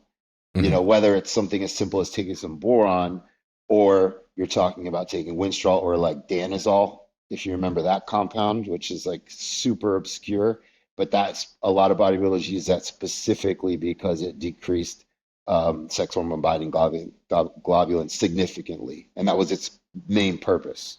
Hmm. So that is one way to quote hyper respond because you're now just giving yourself more active testosterone or whatever the Yeah. compound is, right? But then, Right. like we talked about Trustzone, you can also chemically alter something so that it can't bind to that enzyme at all, and then it's always active. Mm-hmm. So that 7-methyl group they put on there is the one that makes it not be able to bind to that enzyme, and that's why it's always active. So there's ways to do it chemically or supplementary or other drugs. So 3 different ways you can maximize things like that. If you feel like any of the medications that we spoke about today may benefit you, such as BPC 157, GH secretagogues such as Tesamorelin, IGF1, oxandrolone troche, Semaglutide, then you can obtain these from Transcend HRT, and the link for that will be in the bio. If you feel like you're experiencing symptoms of low testosterone, such as depression, anxiety, lack of motivation, as well as lack of sex drive, then you can get this checked out as well by getting your blood work done at Transcend, and they will provide you expert medical analysis. Transcend HRT has worked with many professional bodybuilders and pro athletes, such as Thor Bjornsson, Phil Heath, and Jeremy Buendia.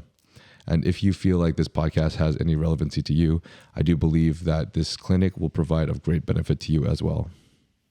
You got a nice place. It looks Thanks, like. man. Thank you, bro. I just recently moved in like a month and a half ago because I moved in with my girl for the first time. Is this the first time I'm ever living with a girlfriend? Wait, what's up? Is this the first time ever living with a girlfriend? Or Yeah, just this is the this? like Ooh, officially signing a yeah. lease with. Yeah, first time. So it's It's daunting. it's different, bro. It's things change. Things change when you live together. You notice It's stuff. it's different, bro. I feel like I'm starting to grow more gray hairs already. Starting to. It's just funny, like some of the habits that you don't see when you don't live with your girlfriend, because Mm, like they go back to their house that you're not there. But when you live with somebody, you either notice if they're a neat freak or if they're a slob or yeah, like little things that you wouldn't pick up on if you yeah. didn't. But I like I would never ever tell anybody to fucking get married if you don't live with somebody. I think that's like the dumbest thing you could ever do. Like live, you have to live with somebody if to really know if you guys are Yeah. compatible and all that stuff. I feel like that's such an interesting perspective. It's fresh to hear, but I feel like it's such an interesting perspective because, you know, in the old days, you know, it was the opposite, right? Where Yeah, you like didn't live together until you actually got married. yeah. So, and Which then, is an arranged thing about arranged marriage. I mean, no offense to that culture, but that is right. such an odd concept that like your parents and someone else's parents say our kids should get married. They don't know each other. They just kind of introduce them and they are forced to get married. And you have no idea what this person's like, their personality, their traits, their idiosyncrasies, like sex, anything. You don't know anything about it. Like, Yeah. and you're just married legally Yeah. now. It's wild, bro. It's wild. Like that's so crazy. So like I've lived with, I mean, 44. I had a wife for I was with her for 9 years. I've lived with several girlfriends, and you really get to see is this relationship going to work or not. So I Yeah. wish you the best. I don't know your Thanks, girlfriend man. obviously, but congratulations on moving in together and Thank you, everything. bro. So It's, I'm gonna be real. I was, she probably won't care that I say this because she knows that's true, but she kind of low key convinced me and forced me into it. But I, and I was pretty anxious about it, but to be honest, it turned out way, way, way better than I thought it would. So that's the I good mean, news. if they're like, Yeah. if your girlfriend is like your best friend, it's great. You know what I mean? Like you love Yeah. the fact that you're around, and the fact that it's not a one bedroom apartment because that's the worst situation ever. Yeah. Yeah. Is Yeah. living together in a one bedroom apartment. You have nowhere to go. You're fucking stuck there. Right. So like, That's the uh, nice part is that we both like the idea and both wanted to get our own bedrooms, and it's honestly perfect, to be honest. yeah, it is. So, Like I've lived in a one bedroom with an ex before, and just because I mean, I was so much younger, and you know, you don't have money and things like that. So like, this was the thing. You get a one bedroom, and then as soon as I had my first two bedroom with a girl, I was like, oh, this mhm. is so much better because you get in a fight, you either have to leave the apartment or house, or at least now you have another room. You're like, you know, I'm gonna go in here, you know, whatever. Yeah. We'll cool off, chill out, whatever. So in a one bedroom, you're just like, okay, I'm gonna go sit on the couch. You stay in the bedroom or what? And Oh man. so yeah, This it's is awesome. hilarious because I literally was like, I was at a dinner because one of our friends was visiting from New York last night, and one of our other homies is just living with his girl now, and he's living in a one bedroom apartment, and he was Oh, literally telling me like, he was literally telling me like, bro, I literally don't get any space. I don't. I sharing feel a like bathroom, bro. Sharing a bathroom is so bad. Like I, it's just like not only do you have like in my experience, girls have tons of shit in the bathroom, no matter what it is, clothes, makeup, whatever. Like it's all over the Mhm. place. And so like, not to mention you have to both use the same bathroom and the same shower, and if one of you isn't clean, it's just becomes a nightmare. But like that the game changer is definitely having separate bathrooms. So like your girl, go get ready, blow dry hair, take 2 hours, whatever you gotta do. I'm gonna go shower and then chill and whatever and do whatever. So like a one bathroom is not a good situation in my opinion. Yeah, I think we were hoping. Obviously, we're hoping to like one day be able to like be able to live and sleep in the same room consistently and everything, and then by the time we end up having kids and stuff. But I don't Yeah. know. I think we're just leaving it to time, seeing how things progress. She says anyways, like even as she was a kid, like sometimes her mom like wouldn't be able to sleep in the middle of the night because her dad would be snoring, which is like Yeah. literally just like me. So or vice versa. And so I think like sometimes her mom would just go to the guest room and sleep there My for a night because she can't go to sleep. my best friend's parents were like that. They slept in separate bed since I known him. And they slept in separate bedrooms because of like snoring and stuff or whatever. And I'm like, that's so weird to me because I grew up in this,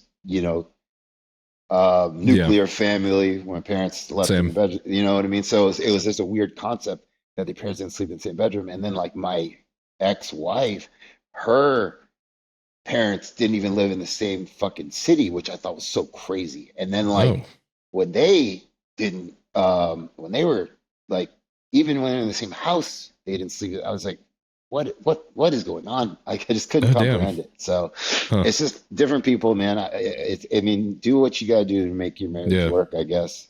Yeah. Yeah. Well, anyways, GH. Yeah. Back to GH. Okay. Well, I think last we were talking about doses, and we were talking about the Phil. You talked about the PhilViz thing with thyroid, and then you started to say we're going to get into GH stuff.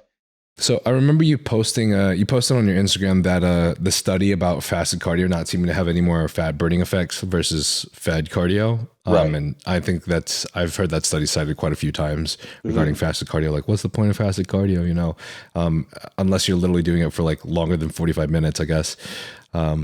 But I think one of the things about that Bryan showed Phil that article I am always curious about is that there's not really any articles on bodybuilders that are taking like GH fasted in the morning. Who's going to fund that study?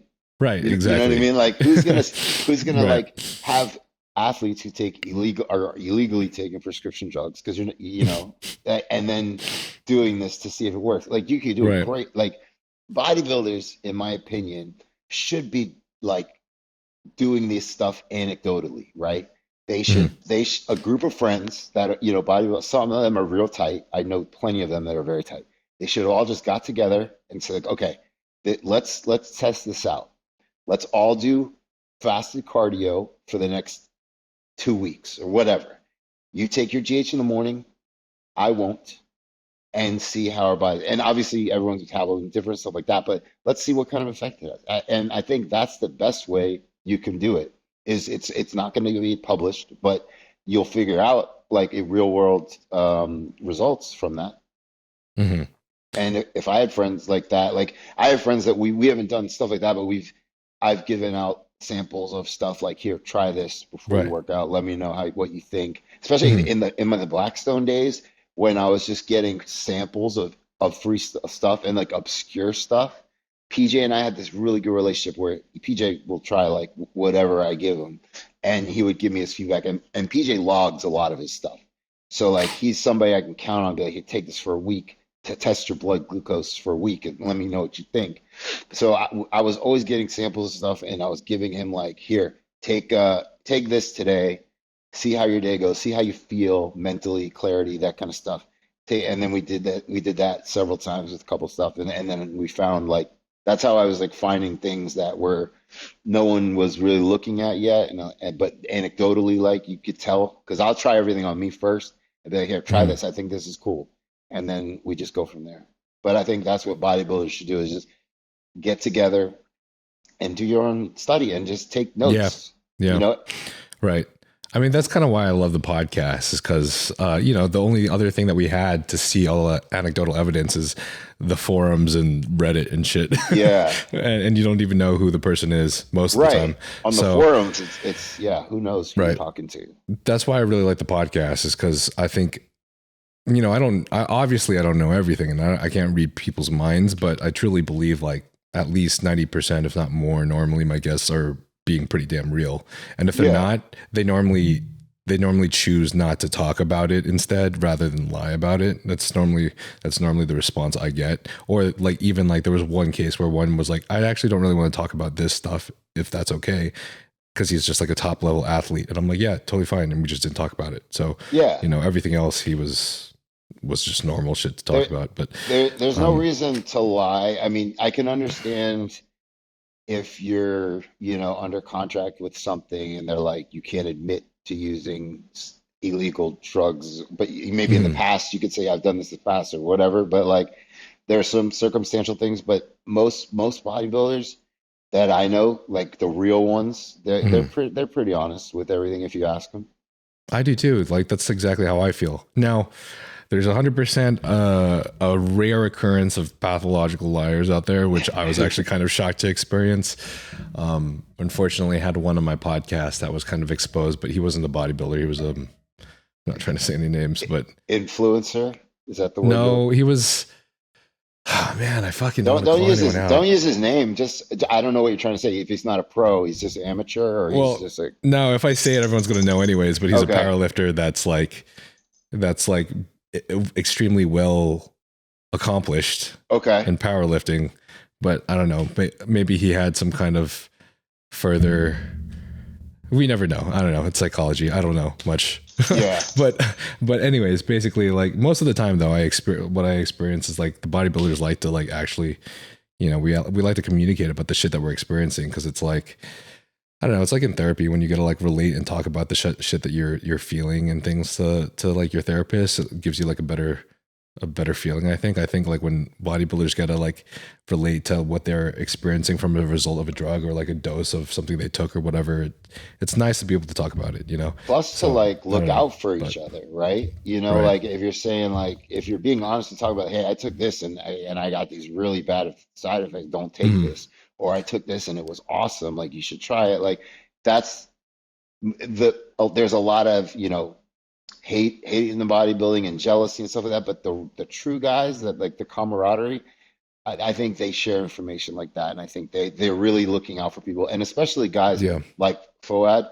Like he's somebody who's doing this to help, you know, people coming up and stuff. Like here's what I Yeah. went through. Here's some do's and don'ts based on like what I did wrong in the day or what I did right. Like there are a Hmm. lot of guys. Guy Sister Nino is somebody who's a great fucking person for the sport, and you know, if you ask him like things he's did and doesn't do, and to help to look out for people, you Yeah. know, and I just think we need more of that than the jealous like this younger group that's coming up. I just think it's not the same. I guess like I said, I'm older. I started following bodybuilding in like the Coleman Cutler rivalry era, Hmm. like the early 2000s, and maybe right before that. But all of those guys at the time, they seem like they're like best friends, you know? Yeah. Like you'd Yeah. always see them at shows or expos and stuff, and they're all cool. None of them Hmm. like hate each other. And I think now a lot of the younger ones, it's all like very much an attention game, and especially with social media, like pushing to get, you know, followers and whatever else they're doing on social media. There's a lot of hate out there. Like, and if you just I read comments, people are just fucking trolls and assholes, man. No, for real. It's really well, here's the thing is I don't really think it's so much the younger generation. I think that, or I don't think it's the people in the younger generation. I think as people mature and grow older, they just, I don't know. It's just normally the level of maturity does increase, right? Like, I think I'm trying to figure out a good way to explain this, but I think it's more so just social media in general has kind of brought out a lot of the opinions that we don't normally see, Yeah, of course. and in a very loud manner.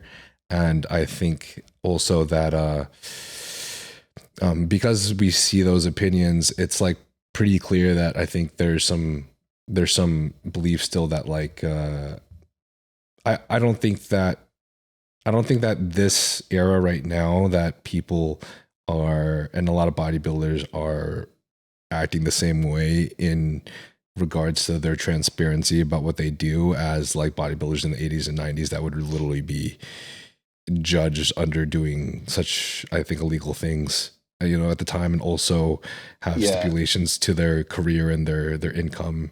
So I mean, I just think it's a completely different era, but I there think was a people lot of will take, stigma too. right, there's a lot of, and I think people will take the people that were in that era and like say like, oh, bodybuilders are liars, and then they'll point towards those people that were like 30 years ago, you know, that are obviously like, you dude, your grandma and your grandpa, like my grandma is still fucking, I'm not like, I'm fucking gonna be transparent, this is just the truth, but like I learned when I was like 12 years old that my grandma was racist, and I was like, what the fuck, grandma, it's like fucking 2000 whatever, like you shouldn't be a racist anymore. Well, she's a grandma, bro. Most of the times Yeah, a lot of the gramps don't really change as much as they grow older, and I hate it's to say it, but it's just kind of true. it is So true. I It's mean, hard to change. Like it's hard to change in general. Like you have to like personal growth is a big deal, and a lot of people to change their opinions on something that's not easy. Like it comes easy. So like for example,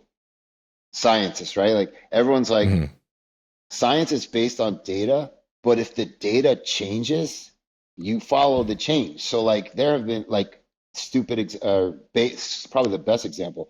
like Isaac Newton, like Newtonian physics was like gravity was like, okay, it's a force and the planets go this way and you can calculate. And then Einstein comes along and is like, no, it's not. It's the bending of time. And that like changed the world. And so the fact that you can change your mind based on new information, if you could do that as a person, that just shows you like that you're, you know, mature and rational thinking, where like things, I mean, racism is a total irrational thing. And there's tons of things that are completely like irrational, but that's just, some people just can't do that.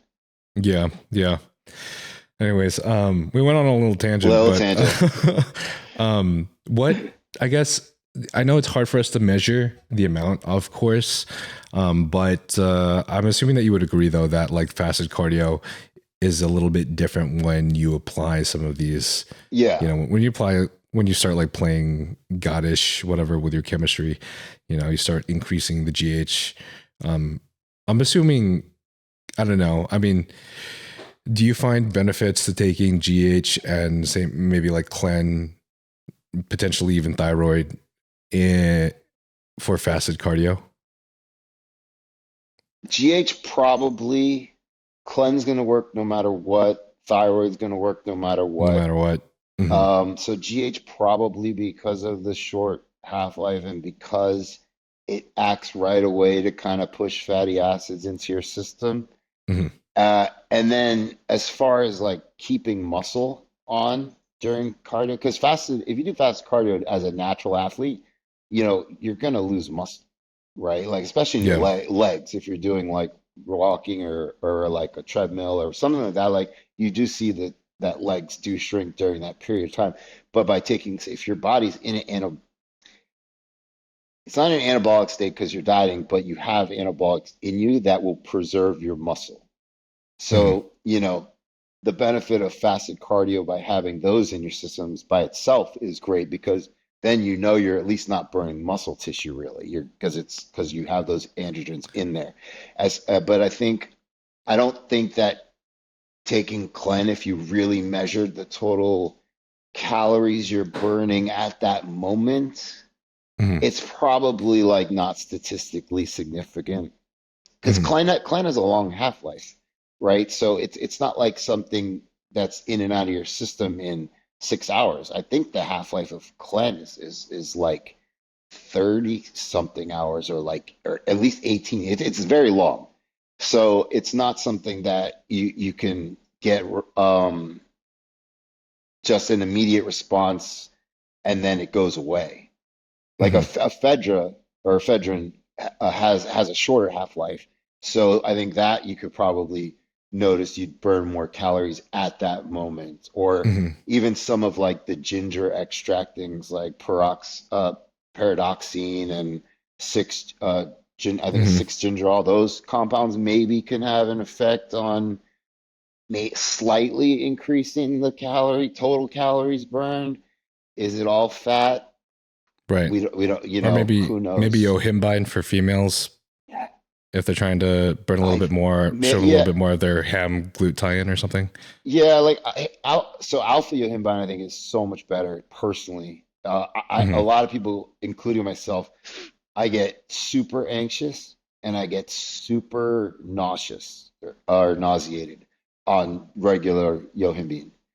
Alpha yohimbine does not give me those. So I always have, whenever I've made products, I use very small, like 1 to 2 milligrams of alpha yohimbine. And when I tell people to take like the ECA stack, I do with alpha yohimbine as well for like the synergistic effects of those compounds. So I think alpha is the safer of the two. And it's crazy because it's the exact same molecule, except one of the hydrogens, if the molecule is a plane, let's say, one of the hydrogens is going up and one of the hydrogens is going down. That's the only difference between these two molecules. Yet the way that interacts with the receptor, the subunits of the receptors, changes the effect, which is why, to me, chemistry is so cool. But I don't know if that helped your answer or not. But I think, alpha I think is something that can potentially increase the effects of, say, fasted cardio. And I'm not against fasted cardio. I just think that you you can still burn calories, and you could probably work out harder. And when you have food in you, like, and you're doing high intensity stuff, just so you have food in you, it doesn't mean that, like, that you're automatically going to use all of that and your body is not going to burn fat. You could burn fat while eating food, like. Mhm. And then to also say that I think post-workout cardio that a lot of people do is not the best time, because, like, think about what you just did, right? So you just worked, let's say, an hour. You worked out for an hour, weights, hard, burned a lot of glycogen, used up your amino acids. Your body is like a sponge, like it waiting to absorb all these nutrients. It's like Mhm. in a catabolic state, waiting for food. And then you go and do cardio, you're just making it even in a more catabolic state, right? So when you should be feeding yourself, you're now doing cardio, which could potentially burn even more muscle because your body just is in the state of breaking down muscle from working out. Interesting. But you don't think, I feel like the argument against that is that you are further burning your glycogen storages as your For your right. workout. Yeah, immediately post workout, and obviously that's also a good time for you to do cardio rather than your glycogen storage is being full, Because and of then to get you the refill. fat. Yeah, and then Because as long okay, because you're shifting from, you don't have glycogen to burn, so now you're going to burn fat Mhm. instead. And then immediately post cardio, then you consume carbs so that you can start the muscle building process. I think I think that's the argument. maybe even more importantly than carbs, maybe just amino acids immediately and then do cardio is Yeah. more beneficial, like EAAs, something Mhm. like that. I don't think that's going to affect fat burning in any way. I just think that right after you work out, you are in this catabolic state. Yeah. And so your body, let's talk about a natural person first. Your body likes to burn muscle before it likes to burn fat, right? Mhm. And you just trained your body to burn muscle, and now you're using muscles during doing cardio. So you're in this burning muscle phase where if you had not been in that phase and you were just trying to do cardio to lose weight, then you could possibly be shifting towards burning fat. But, like, your muscles have just broken down, and then instead of refeeding them, you're going to do something else that is using muscles. So I could see both sides of it. This is just a theory. Again, like, I don't think this has been tested. I haven't seen a study on it. It would be interesting to see. But I mean, I did post-workout cardio all the time, especially when I was competing. It was just the thing. You do cardio in the morning and you do cardio post-work, especially like the very Mhm. end of your prep. You just had Mhm. to. But if I were to do it now, I definitely would take at least an EAA drink post-workout. Maybe not, maybe skip a carb, or maybe just have a little bit of carbs, something. Mhm. But I definitely would have EAAs before I did anything, Gotcha. cardio-wise. Okay. Cool. So in terms of so we understand that GH and insulin kind of have like this inverse relationship. I remember some discussions regarding GH, that GH should be injected sometime, I guess, after your sometime after insulin is Not at the same time. not at the Don't same at the time. same time. Yeah. Okay. Can you explain this? And then I have a small little rebuttal question afterwards. But yeah, can you explain why not at the same time? Because you're one is telling your body to like not use insulin and not store stuff and release stuff, the GH. And the other one, insulin, which is the storage hormone, is signaling your body to not only decrease, the use of growth hormone, but then, like, to store stuff. So they're just antagonists of each Right. other. So if you're doing them both at the same time, you're not really maximizing the use of each of those the benefits of each of those compounds. I personally think insulin pre-workout is really good, and then you drink an intra because it creates like this really good anabolic environment where like all your blood's going to your muscles. You're drinking like a cluster dextrin or glucose thing with EAAs and Hmm. creatine and whatever else you're putting in there. That's all going straight to your muscles. The insulin is shuttling it, and your blood, which is super saturated with growth factors, is like gonna get all these nutrients at the time. Um, if you do it post-workout, there's a benefit there too, obviously, of the uptake of nutrients and all that stuff. So I think that it's one or the other. I don't think you need both. I think I prefer the pre for that for the because of you're in this anabolic environment and all the blood is going directly there. As far as GA, I think injecting growth hormone post-workout is the best time to do it because that is when your body needs it. Like you just have all these, you just broke down these muscles and you're trying to get satellite cells to recruit and start rebuilding. So if you hit Hmm. GH post workout, obviously you got to wait a little bit to have some carbs because the carbs will blunt the growth effect. But growth hormones half-life isn't that long in general. So if you Hmm. hit it immediately after, get some like aminos in or something, and then maybe a half hour, maximum an hour, eat like a full meal, I think that the growth would be a most effective post workout. And then so many people take it at night, and that blows my mind. Like, why do you take growth hormone at night? Like, that's when you produce the most. So when you take anything exogenously, you're blocking the natural production of it, right? So if your biggest surplus is at night, and then all of a sudden you take exogenous, you're not getting a surplus during the day, so you're kind of missing out. But if you take it in the morning when it's low or post workout, then you're still going to get that surplus at night, Hmm. if that makes sense. Which Yeah. which is why I like MK to take at night because that is not blunting growth hormone. That is causing your body to secrete Yeah, it's more. right. A secretagogue. Yeah. Um, that's so I've heard of this. I've heard this a lot. Yeah, I've heard this discussion a lot. I don't know. This is one of my favorite bro science discussions, to be honest, because I don't know. We only have our anecdotes right to go off of here, but Hmm. I think maybe one of the reasons why some people will take their GH at night is because they're taking a bigger dose of GH at night as well. Like say two Yeah. IUs Oh at yeah. night, Yeah. two IUs in the Yeah. morning, two IUs after workout, six IUs total, for example. And it's like, why take like Tesamorelin or MK at night to increase that when I could just replace it with a bigger dose of GH anyways?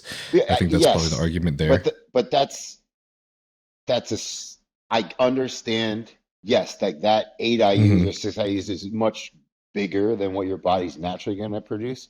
But if Hmm. you keep doing that, your body's just not going to, it's going to be so used to you getting this bolus dose, then it's just not, it's not going to release it when you stop taking growth hormone for a while. Your body's going to start to like have to slowly rebuild.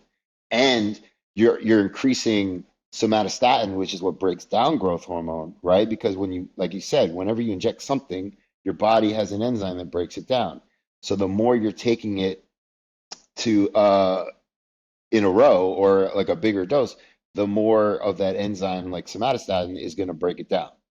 So now you have increased levels of somatostatin in your body, and then you stop taking growth hormone, and your body's trying to naturally produce it, but your levels of the enzyme that breaks it down are much higher now. So when you come off, you're not going to get that normal GH spike that you get if you didn't ever take it at night. I see what you're saying. Yeah. From what I've obviously I don't know how true this is, but from what I've heard though, normally it's not very significant though of like a change. Like normally your growth hormone still kind of comes back pretty fairly quickly. Oh, like the rebound effect? Yeah. Yeah, I mean, but you still have increased the level of enzyme that breaks it down. Hmm. So again, unless I see blood work to like verify, this is just my theory, Yeah. which if you have higher levels now that you've made of the enzyme that Hmm. breaks it down, it might take, it might not be the highest, or you might not have the same amount that you normally, it might take longer to get the same amount you were producing at the time, Hmm. is my theory. So I'm the this position that I want to take up is just for the sake of discussion. I always found it very interesting. Okay, so because I don't know anything, right? But the fucking so I don't know what other coaches oppose this, but and hopefully I'm not putting his theories on blast, but I also find it super interesting. But Patrick Tor has, I think he's talked about this on Foods podcast before anyways, but he has a different theory with growth hormone and insulin. Okay. And I know he doesn't really use insulin very much, but he does create some fucking monsters. And I know it's not always from the geared dose. So sometimes we're like, is it from your training for your SST regimen? But like, is that really that different from other training intensifiers? Or is it from like your methodologies with growth hormone and insulin? Like, what is it? I think his belief is like one of the best times, even though it's not healthy for the sake of long-term insulin resistance, so you can't do it all the time. He says he believes one of the most powerful times for the sake of muscle growth to take GH is when your insulin is at its highest. And the problem with this, with me regurgitating this discussion, is I don't remember exactly what his reasoning is, whether or not it's because they are both potentially anabolic, just because that's not the natural wave of which they do in your body, but obviously exogenously being done, right. But because you're exogenously having them both spiked at the same time, is a place where you do create a lot of potential for muscle growth. But obviously you don't want to do this consistently because this is pretty bad for your insulin sensitivity in the long run. Right. But it makes me, it does have me, it's just interesting to me because I remember, I don't know how related it is, but we were discussing, LH and FSH with the feedback with testosterone, and taking testosterone with HCG, just because it isn't naturally what happens, though you can still do it.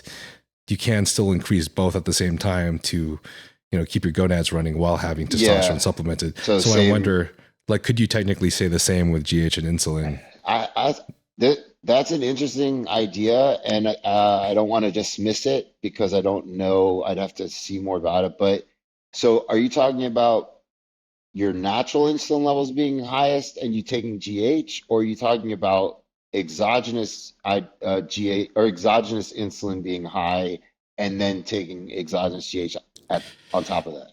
See, that's where I'm like, I don't know if I can say in this discussion, because I don't know exactly what he feels with exogenous versus natural insulin, but I do know that like sometimes like he'll have you take GH, like he doesn't have you wait too long to take the GH after your food. Like he'll have you take the GH like 30 minutes after your meal.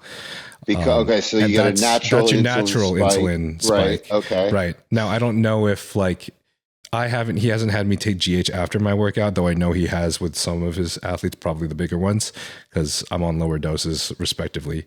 But I assume like maybe he might, I know he does subscribe some low dose insulin after and pre-workout. Yeah. Such as like, for me, it's for me, he has had 4 units. Yeah.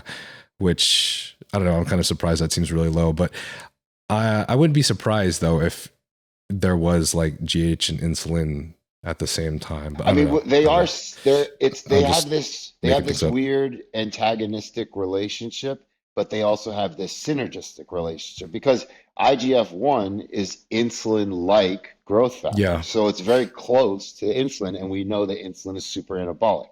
So there is a synergistic effect there. I would, like I said, I can't dismiss his theory. It depends on how if he's talking about like a natural insulin spike and then exogenous GH, because that would make more sense to me than exogenous and exogenous. But I will say I have used exogenous insulin twice without growth hormone, just exogenous insulin, 2 runs of it in my entire life.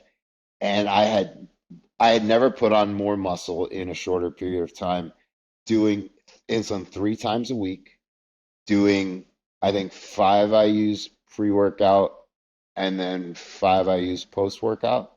Hmm. I think was the max I ever did. I was super scared. So I think I started at like 2 or 3 Yeah. because The it's first time I ever did it, I was so scared. yeah, because you That don't was so know. silly. You don't know if you're just gonna like immediately go into hypo or not. And Right. And then you so don't feel anything.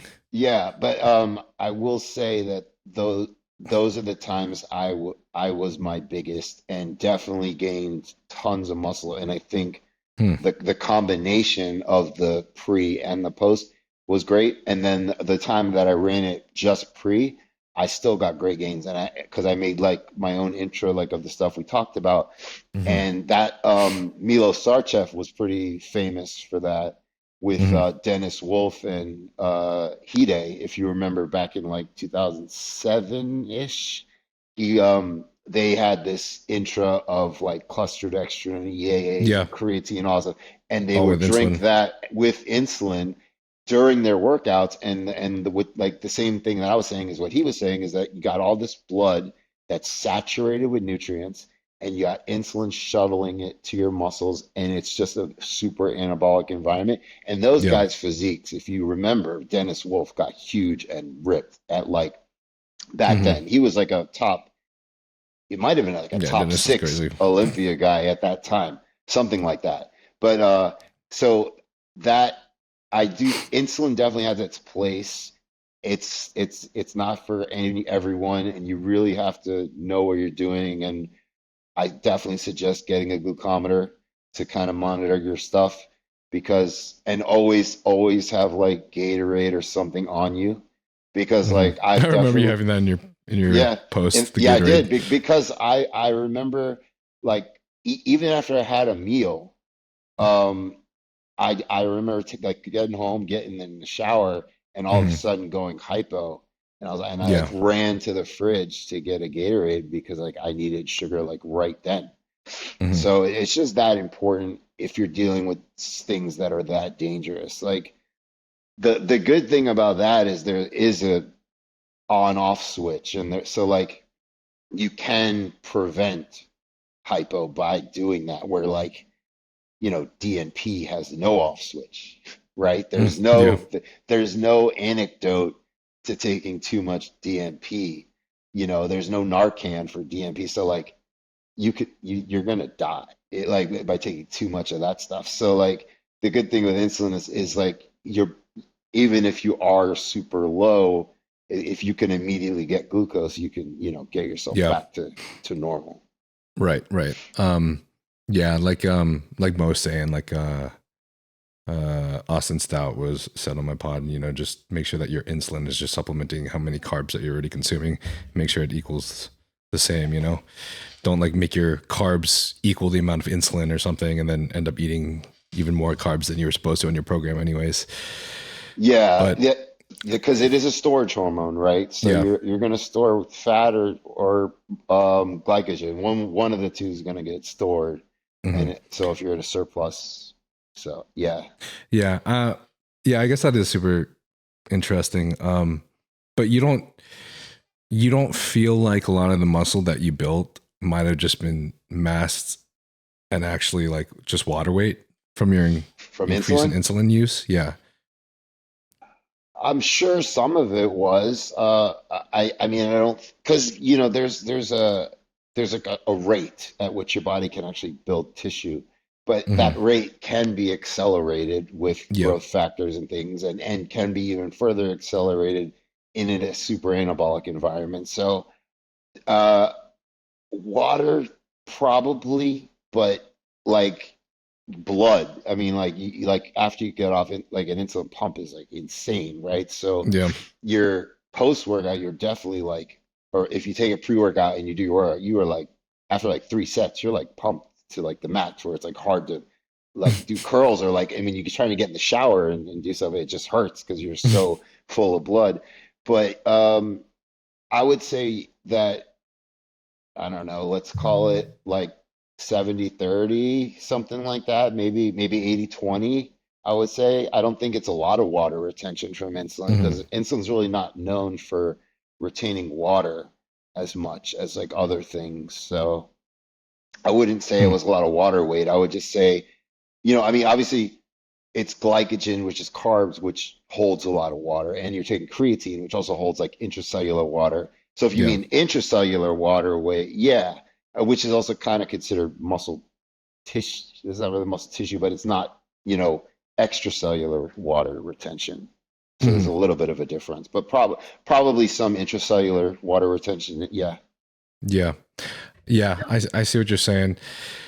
That's the one thing that's always interesting to me too, is like, even though a lot of it I don't know, it's always kind of, it's not too easy to differentiate, I think, between intracellular water versus how much muscle tissue you've actually built until you see like a difference in progress pictures or something, or like circumference in the very, very long run, like Yeah. say coming off of these compounds. But I do notice like I have noticed just in most of these bodybuilders' progress, there always seems to be such an almost direct relationship between the amount of water that is being stored intracellularly in one's muscles to how much overall size that they end up gaining over a long, long period of time, like years.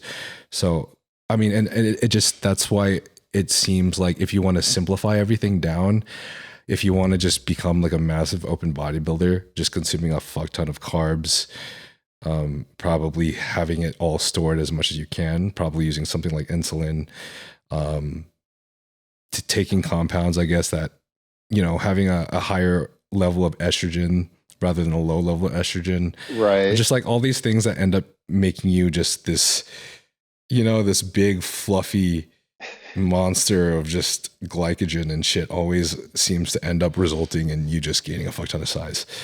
I So don't I don't know. think I don't think To me, estrogen is salt. extracellular water, right? So I don't think estrogen is going to help in your muscle as far as like size, like yeah, you because you're holding extracellular water. Okay. I think what you're saying about glycogen though, and always having water in your muscles over a long period of time, I think is beneficial to building muscle. I mean, that's what creatine does. Right? Creatine does two things. Like one, it's part of your phosphocreatine energy system, but two, it also is like an osmolyte, so it does Hmm. increase intracellular water retention, which has many benefits, including muscle growth, right? So I Hmm. do agree with that statement that, if you're just storing glycogen, which holds water, and if you're increasing intracellular water retention, your muscles can probably expand from the inside and maybe push the tissue a little further so that way you can grow. Like your muscles being constantly pushed out. Hmm. So maybe that has some long-term effect of just having a bigger muscle because it's so used to having the pressure of being all the water there. I'm just guessing here. I don't Yeah. know. But yeah, like and obviously carbs. I don't know any bodybuilder who doesn't do a high carb diet to bulk. I mean that's just like, Hmm. 101 bodybuilding. So I think that the some guys like Jay Cutler always used to talk about eating like 1,000 carbs a day, which sounds crazy, but he just like he didn't he stored it well. And like, Hmm. Jay was never like a fat off season guy really ever. Where some guys got more like heavier and little more body fat. He kind of stayed in the range. He never probably got over like, I don't know, 12, 14, 15, something like Hmm. that. Never got crazy. He always kind of had abs for the most Right. part. So I think that's another thing is like it's so bad for your body to go from like having and pointless to like eat for the scent the scent for the sake of getting big and like you're just putting on fat too, that which you're gonna have to strip off. So Hmm. like you really don't need a huge calorie surplus to gain weight. I think if you're eating the right foods and stuff, I think you probably can get away with like a surplus of 1,000 or under to like kcals, right? A day. I don't think you need the like if you're maintaining at 2,000 and you go to like 2,800 or of the right macro ratios, I'm sure you could probably put on a decent amount of size just from Oh, for sure. that bonus 800 extra calories. I don't think you need to Oh, yeah. double it. Oh, definitely not. I don't think so either. I think a lot of these people's Yeah, I don't think so either. I just think, like as you grow on more, or as you use a lot more compounds, obviously your like basal metabolic rate or like your TDEE, I guess, assuming that you're doing the same level of activity as you were before, is Yeah. just higher. So that's why it seems like normally your surplus increases even more, but Yeah, technically because it you're doesn't, burn. maybe. I mean, you're maybe burning like muscle is a thermogenic, right? Muscle Hmm. tissue is thermogenic, so Yeah. like it's something that requires energy to build, and then it gives off this energy. So like the more muscle you have, the more calories you're burning throughout the day, I think Hmm. total. So yeah, Hmm. I think it would make sense that the bigger you get, you do have to like slowly increase your caloric intake to build or not only to maintain, but to build. Yeah, that Hmm. makes sense to me. Yeah. So much bro science in this podcast. It's awesome. You think She's coming in. you think this is bro science? You don't want to drop some? Coming We from the can man go. who We cites can the studies himself. Yeah, we can go I mean, we can go deep into real science if you want. We could. um. Anyways, I just want to go over this one last thing before maybe we just ask a couple Q&As because I totally went over time. We're good. We're cool. It's the person I'm living with now. It's the person I'm stuck with. Um. So you stated some of the OTs, the over-the-counter subs that you recommend during the cycle, which I love because these are all the stuff that I literally use. Maybe except for the plant sterols. Maybe I should add that. But yeah, so you have ubiquinol at 200 to 400 milligrams per day, right? Yeah. Um, and acetylcysteine, NAC, Arjuna extract that I added recently. So I'm Uh-huh. hoping to see a change in my blood pressure. Fish oils. I have the Carl. Have you ever heard of Carlson's fish oil? The one that you can get from the bottle. No, is it like krill fish oil or is it just No, regular? it's regular fish oil. Okay. But it's supposed to be like it's called Carlson's like the finest fish oils or whatever. It's supposed to be like high quality fish oil that's like hopefully isn't highly oxidized or anything. Okay. Plus you can get it from in the bottle, so you don't have to buy the pill form that can oxidize. So I don't know. It always tastes very clean. There's literally never ever any like fishy scent or flavor whenever I'm consuming it, and Okay. I feel like it's helped immensely with my joint pains. So I Yeah, don't know, but that's that's just good. an anecdote. Um, and then vitamin K2, the plant sterols, a good probiotic. I've got that. Sometimes I wonder if it helps or not. Is that Christina? Christine, it's all three of them. That's all three of my dogs are here right now. I didn't know you had three dogs. Yeah, That's lit. Christina is here. This Mila is jumping all over me. Here's Christina. Oh, what's up, dude?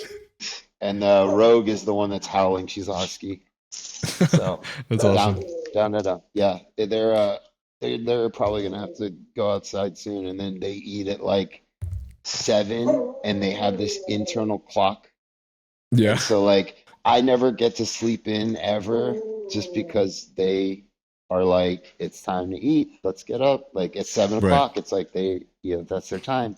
Hmm. So it's crazy, but yeah, all of them rescues, and Mila was the foster fail. Oh, Like, that's awesome. thanks, like this, back when I was in Dallas with my ex-wife, we wanted a foster dog they had like a thing for Thanksgiving, like bring a dog home for Thanksgiving and stuff like Yeah. that. And we did that, and after 6 days, I was like, I can't give her back. I was like, if you want to do it, you're driving her to the shelter.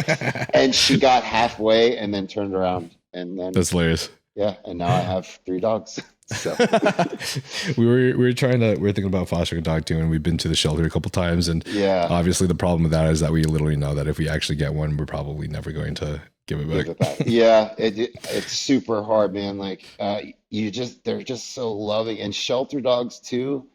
Coming Hmm. from imagine living in shelter and then like getting a home and people with you every day. It's like, and then having to go back. It's like mean to like almost give it back. You know what I mean? Unless the Yeah. dog is just not is like something wrong with it. Like it always is. attacking you, or it's got to be something horrible. But Mm. like most dogs, they just, want something like love and attention, and Yeah. so that's why I was like, I can't give her back, and I don't regret it at all. And like I cook all their own food because Mm. I don't trust any of the dog foods with the heavy metals and all that stuff. So like literally, I think I've showed pictures. They eat eggs, they eat vegetables, they eat Oh rice shit. or pasta. Yeah, they eat real food, and I cook it for them fresh every couple days. So they're super healthy because of that. Wow. And that's totally chill. Totally chill for them. Oh yeah, I mean dogs. A lot of dogs can eat like raw food too, like raw meat and stuff. I don't recommend it, but it can be. They have the gut to do it. And then if I give them sometimes an iron supplement because I don't give them a lot of red meat, so just Mm. to give them that and balance everything out. But yeah, they've all been checked at the vet and they're all fine. And I mean, Christina is 12. So, and Damn. she's still like a puppy. So, That's dope. yeah. All right, let's wrap this up, finish up this Q&A so you can take them out and everything. But is there any other supplements, I guess, that you've added to your stack since, other than also curcumin, citrus bergamot, and nattokinase? It's a pretty Uh, long list, but these are yeah, all supplements that I've heard at the top of the list of yeah. most informed people. The newest, well, not the newest, but I guess in the last couple years, the citrus bergamot was a big one. And nattokinase has gotten a lot of good feedback. Like, Mhm. I would say, what, in the last like 3, 4-ish years, it's kind of been really popular.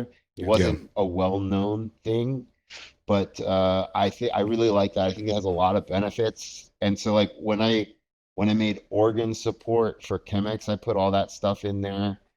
Like the Arjuna we talked about, that I remember reading about years ago to prevent left ventricle hypertrophy. Hypertrophy. Right. Yeah, so that was one of the main reasons why I made that, for like, because I'm assuming people that are taking these stuff are, also taking gear and things like that. So if you're gonna be doing this stuff, you have to do it as safely as possible. Mhm. It's you're Yeah. early, you're just being dumb, like Mhm. you're you're taking things are dangerous, so do whatever you possibly can to mitigate the side effects. So that was my thing. So yeah, I think we covered all. And curcumin I really like. That's Mhm. another one that's like not very bioavailable at all. And they've come out with a lot of new curcumin variants with, either if they have like saw a coating on it. I mean, black pepper extract was the original combo because that actually does increase the bioavailability of curcumin specifically. But then you have like, what is it called? NV NVV or something, where it's a compound that encompasses like a cluster ejection would encompass something.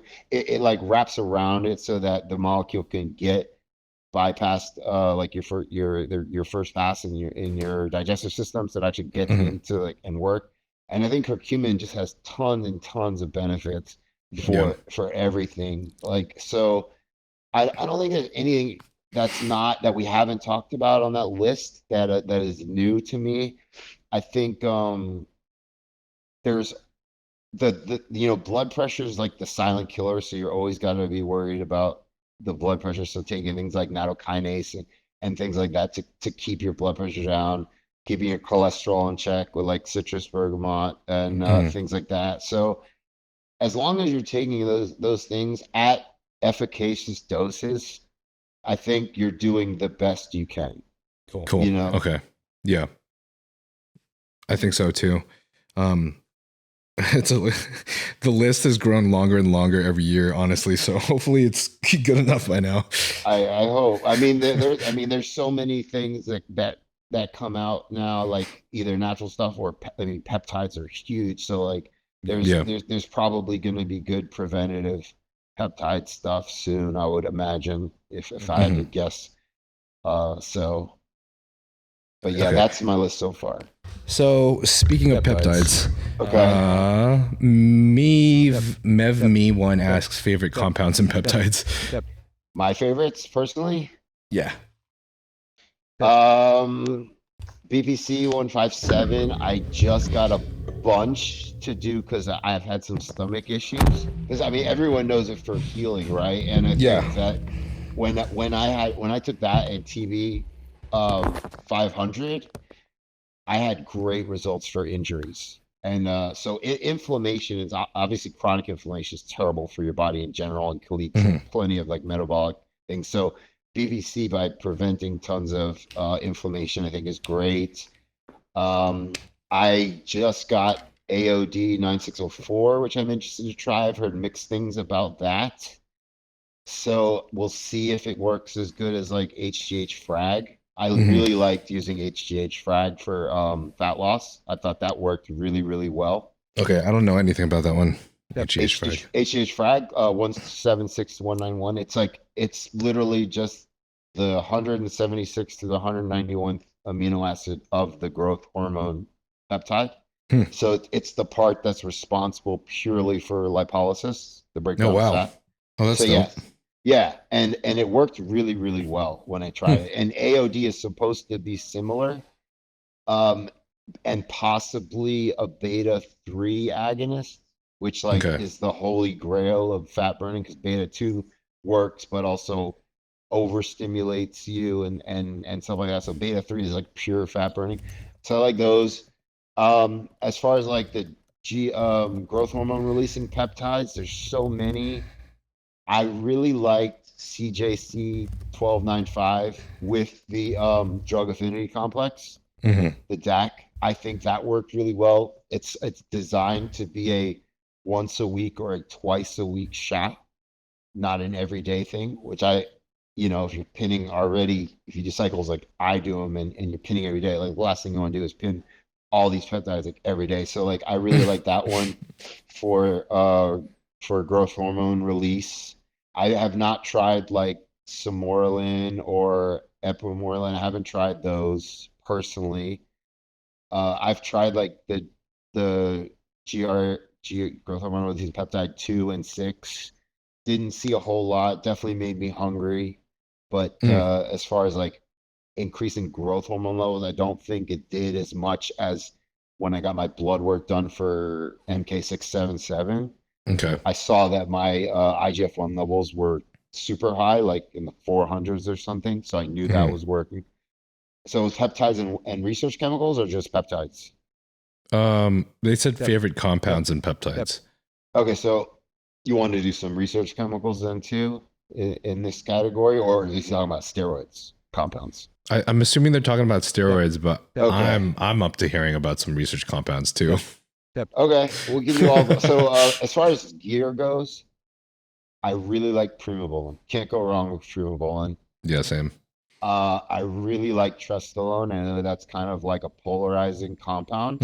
So this is why you're talking about it so much, huh? Well, I mean, I affiliate with Amino Asylum, and they're super cool with me. They send me 7 bottles right now, so I'm like sitting on it. But like when I first tried it from my buddy who had a company back in like 2018 or something, I got really good results from it, and I just thought that this is a very underrated compound, so it milligram for milligram, it's pretty potent.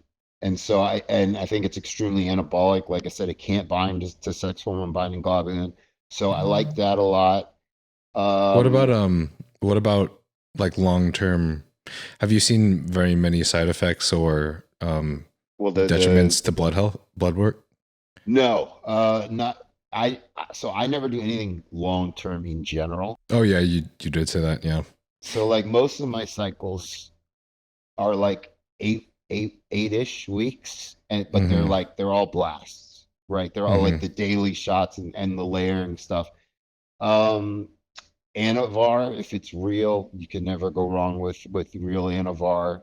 I think milligram for milligram, super anabolic, super low on the side effects, and especially for like cholestasis, which is like is how your liver because you have to break off methyl groups on orals, and that causes bile problems in your liver and stuff like that. Mm-hmm. Anavar is not as toxic as other orals are to Mm-hmm. demethylate. Um, and then an oldie that you never see anymore that I was lucky enough to get, test suspension. So no ester test in a water base. So this was I got from a compounding pharmacy when before they got busted. They were like a pharmacy, literally, like you go to the doctor and they would write you like for whatever. Like I had a script for test DECA and test suspension, like all at the same time, and like my insurance covered it. It was great. But like test suspension I really like because that works so quickly. And in like, I know you can have water retention if you not take like, and I'm not a huge fan of AIs. I'm a big, you need estrogen for lots of things, Mm-hmm. including like sex drive, cell wall health, like cholesterol, tons of good things. So I don't believe in like taking AIs every day. I think that's a terrible idea. But as far as just like strength and size, I think test suspension and just feeling good, I think test suspension is up there. And then if we want to go research compounds, GC1, the thyroid mimic, I really like Mm-hmm. that. That definitely increases your metabolism and lowers your triglycerides pretty well. So if you're worried Mm-hmm. about something like that, I think that helps out a lot. Yeah. Um, SARMs, ostarine, I really like, especially if women are going to do something. I've had a couple pro athletes that I worked with that were women that have used like 5, maybe 7 milligrams of ostarine a day. That got really, really good results from it. Mm-hmm. Some of the SARMs I just think aren't great. Like the bang for buck is not great. Like the side effect, and there's too many unknowns. So for that I'm not a huge fan. And then, God, there's so many research chemical. Like I'm really interested to try out BAM15, the uncoupler. I just posted a study today comparing BAM15 to Ozempic to another GLP-1 to another uncoupler, and then a 60% caloric restriction in mice. Mm-hmm. And it's pretty cool. And the BAM had really good results. It was the fat loss and body weight loss was the same as 60% caloric restriction, and it was much better than Ozempic and the other GLP-1. So and I've heard these mixed things about it, like because I'm trying to get a feel from like followers like who's taken it before, because it's kind of expensive, and it's not DNP, but it's supposed to be that mechanism of action and hopefully safer. Mm-hmm. Excuse me, stuff like that. So I'm interested to see that and give that a try. I am currently trying SLU PP332. Okay. Yeah. So here's the thing with that compound. If you do the calculation from study, the human equivalent dose is 4 milligrams per kilogram. And most companies sell this in the microgram level, right? 100 microgram, 500 microgram, whatever. Mm-hmm. Somebody sent me a bottle that supposedly has 500 milligrams in it, which is like, a dose for somebody who's like what, 110 kilos or something, right? So maybe a little bit more. So I'm a little over 100 kilos. So a dose for me would be like 400 milligrams if you're trying to, mimic what the study was in mice. And so I think the problem with that is people are taking it at like 500 micrograms, a milligram, maybe 2 milligrams, and they're seeing something, but not seeing a lot. And I think the problem is it's the dose. And so I think if somebody actually comes out with a high dose product, like I have not tested this product. Someone just sent it to me. But I do feel that it heats up my body temperature when I train a lot. Mm-hmm. So I know something is working. And before that, I was doing 500 micrograms in the morning, and it did not feel the same. So there's definitely more than like a Yeah. milligram. It's definitely got more. Interesting. So I'm interested to see where that goes, because exercise mimics are this fascinating and sometimes disappointing kind of duality, right? Like I was not impressed with GW hmm 101516 or whichever one it was. I got nothing from it. You don't feel like it increased your... not that one. SR 9009. Okay. I had a buddy make injectable version of it, right? And I try, because orally the bioavailable shit's like 2 or 5% or something. So the injectable version, you know, I tried that and I really didn't see any real changes. And I definitely, when I tried GW, I didn't see much. And I know that's not an exercise mimic; it's a different mechanism of action. But I didn't see a whole lot from it compared to when I took the other compound. But so that's why I'm very interested in this SLU compound to see where it goes. And bam, I'm waiting to see if I can get a decent size sample, because again, the human equivalent dose from the studies is 8 milligrams per kilogram. And most places sell 50 milligram caps or 100 milligram caps. So you're talking now about an 800 milligram dose for someone my weight, which, you know, it sounds like nobody's doing that much. I've talked to people who have taken 150 milligrams. I did talk to somebody who said they took 750 milligrams and felt like a real significant difference. So regarding SLU, do you feel like there's any potential dangers or any like fears that you have regarding someone taking 500 milligrams over 500 micrograms? Because that is kind of like a crazy, you know, difference in dose, right? Yeah, I mean, it's a huge difference, but I think that when you're an exercise mimic, I can't see a lot of downside, because if you're really just turning on the same genes that you are when you're exercising, you're not turning on any, from what I've read. Again, it's a newer compound, so there's not like tons of data yet, but I haven't seen anything that would cause for concern for me to say that if you're trying to turn on the same genes as you're exercising, and you already have been exercising, and we know for a fact that exercising is good for you, I can't imagine that there could be something crazy. But again, you know, who knows? You know, until we know further research, you know, if things can cause cancer. But I don't see that right now. Right. We didn't see any like I don't know, any side effects from the study on rats? No, there weren't anything noted that, you know, crazy. As far as detrimental side effects, no. Okay.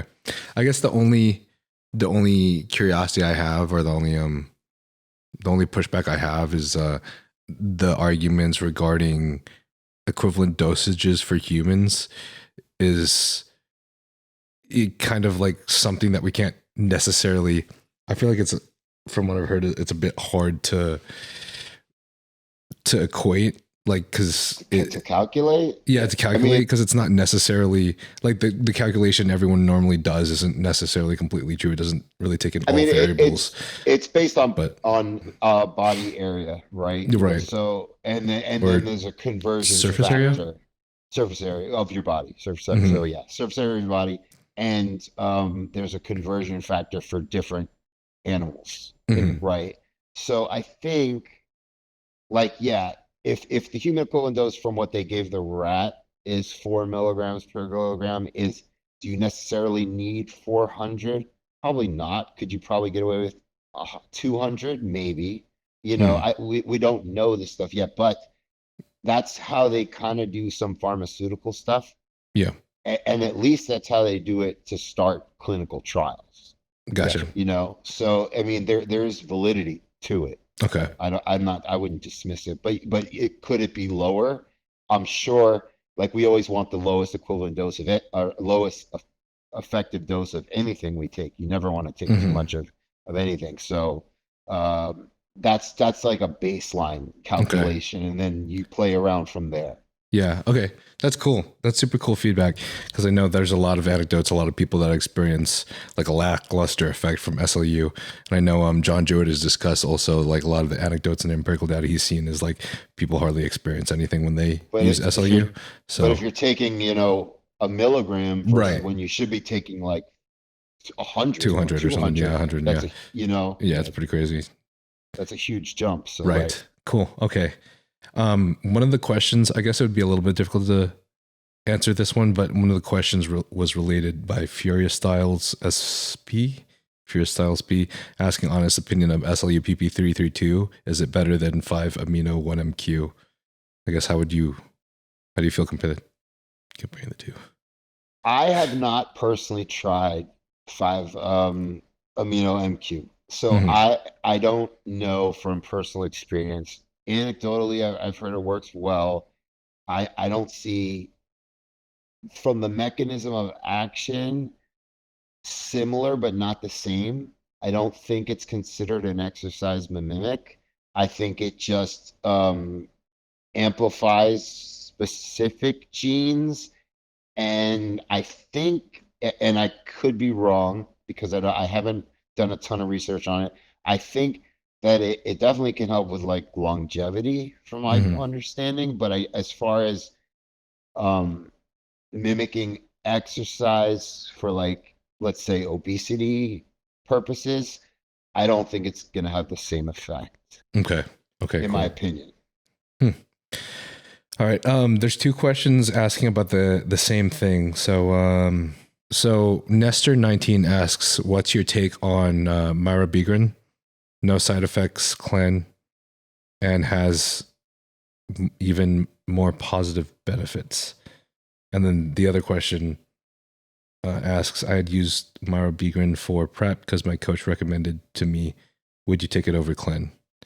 Yes, 100%. Oh, wow. It's a pure beta 3, right?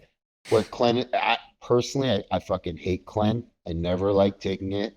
A lot of people do. I've only taken it maybe 3 or 4 times in my whole life. Okay. And I hate it. I hate the shakes. I hate the heart racing. I do like it on low dose though. I feel like low dose is like a little what's a low, like 40 micrograms? Yeah, I started at 20 and then I went up to 40, which I know respectively is pretty damn low for especially males. But yeah, but like clen has been misused a lot because again, it has a very long half-life. Okay. And then you have a lot of old prep people telling you to take it twice a day, which I don't know why you would ever take something twice a day when the half-life is longer than 24 hours. So you're just kind of asking for side effects. And then I've seen people take crazy doses, like 120 micrograms, 130, 150 micrograms. Like that just seems like you're asking for problems, right? So if like a pure beta 3, which is strictly fat burning, supposed to be less, like no tachycardia, none of the shakes. I think that's the way to go. I just made a post about this maybe like a month ago too. If he wants to read it, I did make a post about that compound. So, I wonder if his phone died. Dude, that's my bad. My phone just died. You're all good, bro. So this is my fault. What was the last thing you caught? Crap. What were we talking about? We were talking about the beta 3 agonist and clen. Yes. Yeah. Okay. Yeah. So I said I personally have not tried that compound, but if he wants to reference a post, it's literally in the last 10 posts I made. Okay. Cool. So he could check it out there. All right. We'll just close this out now because we went crazy over time. But I have like another 10, 15 minutes. If you want to just get a couple quick questions, then I'm cool. It's up to you. All right. I'll ask a couple more then. Well, okay. So a couple of these we've already answered, like ancillaries everyone should be using gear. Brian Blessio asks, most promising things currently in trials or that you know about. I think BAM, which we talked about, BAM15, I think could be a possible obesity treatment. The GL3P, oh, sorry, the GLP-3 that we were talking about Retatrutide. before. Yeah, I Okay. think that is going to show a lot of promise. I am not a fan of the GLP-1s. I Hmm. think this one is going to help preserve the muscle mass. And Yeah. and obesity is such a problem. I think that's something that should be looked into. Right. And I'm I going think to it's follow got. that one. I think it's got a lot of promise too. I have heard there's some people that experience some extra side effects on retatrutide. I think aside like versus something like tirzepatide, such as like sleep disturbances, maybe like Yeah, I've or heard that heart it's rate. like tachycardia. Yeah, yeah. So I don't I know. heard the sleep disturbance thing, so I'm not sure if that's I again everyone's different, everyone's going to react differently, so it could possibly cause sleep disturbances. But I've never tried this compound, and I really don't have a desire to try these at the moment. Hmm. I'm not fat. I'm not trying to like really lose that kind of weight and stuff. So I'm just kind of sticking to where I am. But I do think that it's definitely going to show promise as an anti-obesity drug. Cool, cool. Omar Ismail asks, I wonder if I say these right. Is GHK copper peptide effective in controlling acne and reducing scarring and pigmentation?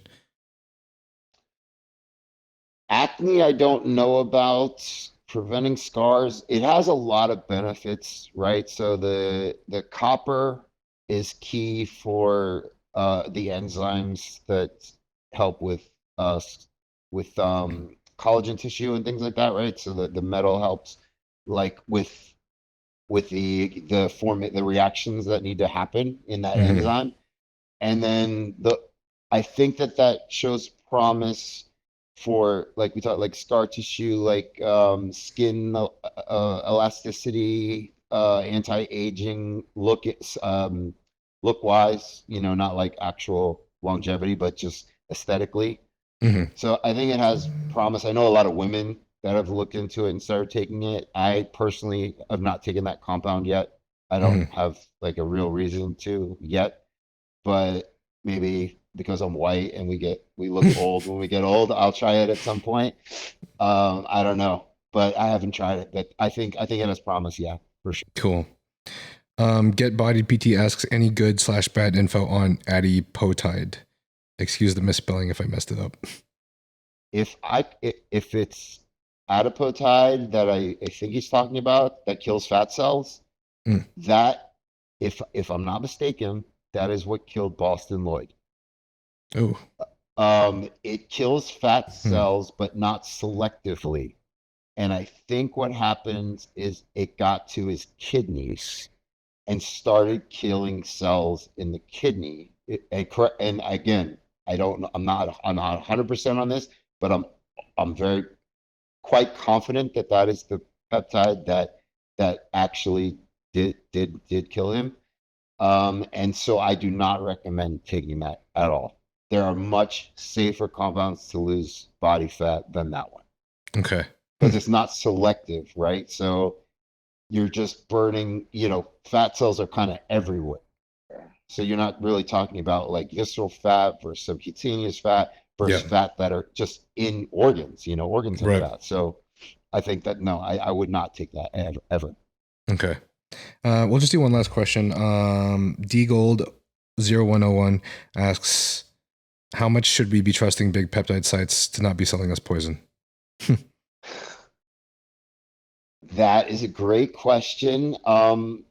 The You need to have a site that is willing to show you third-party testing and at the actual, they're called chromatograms or whatever method they use. So if you're using something like GCMS, which is gas chromatography, mass spectroscopy, Hmm. or HPLC, which is high performance liquid chromatography, Yeah. which is what Amino Asylum used. If I posted that the other day, what that showed, the chromatogram, it's a graph of time. It's called retention time.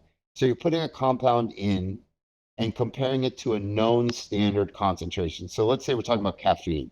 and you make a solution of caffeine that you know is 100 milligrams per milliliter, and you use that as your standard, and that's a 99.9% pure standard that you buy from like Sigma Aldrich or a chemical company. Mm-hmm.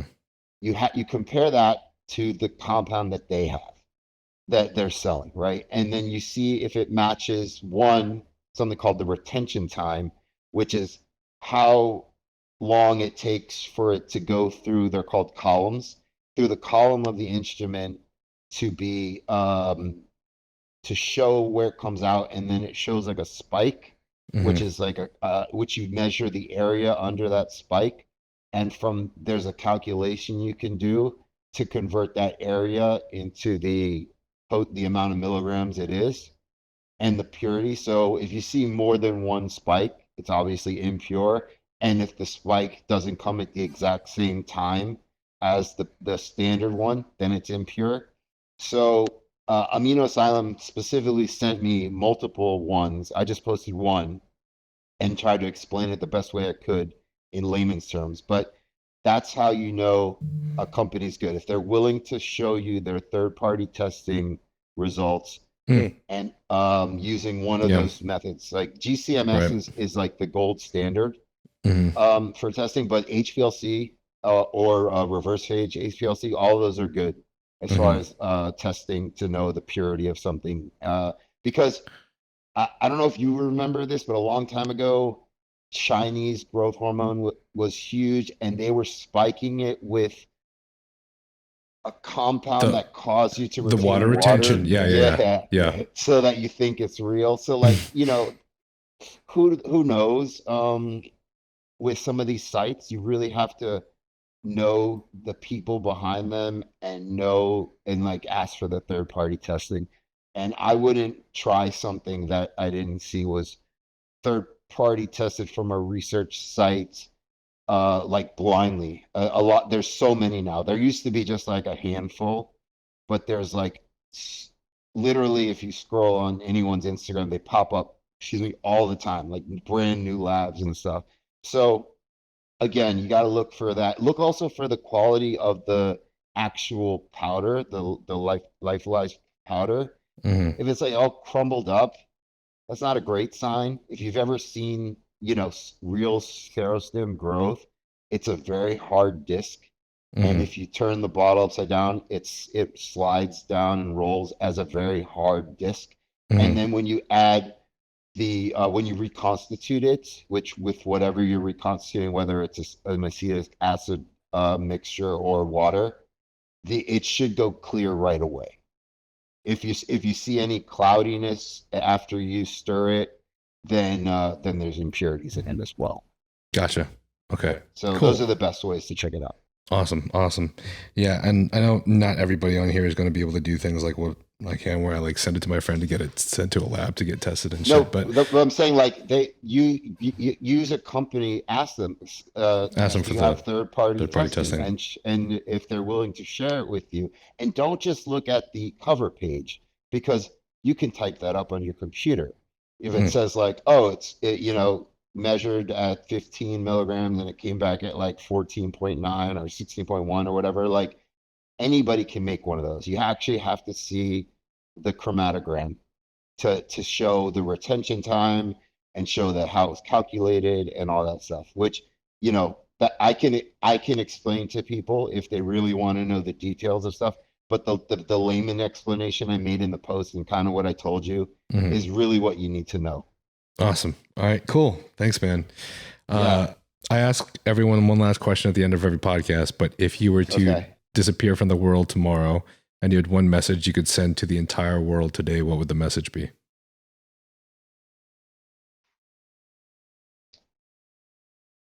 Do whatever you want with whoever you want to do it with, because you're never going to get opportunity. You only live one life. So if you really want to do something in your life and you're passionate about it, do it. Like, the best decision I ever made was going back to school for chemistry.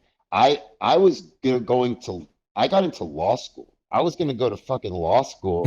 and like, I literally had a conversation with one of my close friends. And I was telling him about literally a Patrick Arnold article. And he's like, dude, you're so passionate about this. Why don't you just go to school for chemistry? I was like, fuck, you're right. I should. And he did. That's awesome. And never look back. So like, follow something that you're passionate about, and if you want to do something, fucking do it. Like, the world is huge. Go see places. You know what I mean? Like, go try, do something. If you're passionate about it, just fucking do it. Save up and get it done. Fuck yeah, bro. That was sick. Thank you, man. Thanks for coming on. Absolutely. Where can everybody find you? Is there anything else you want to talk about or promote? I really just have Instagram at the Guerrilla Chemist. I have TikTok, but I don't use it. Have been told to use it. Yeah, bro. I know, but I don't like making videos personally. Like, if you look at my posts, there are a bunch of pictures of stuff. Yeah. Yeah. I consider myself like a science communicator, and I think I do that pretty well. I hate making videos.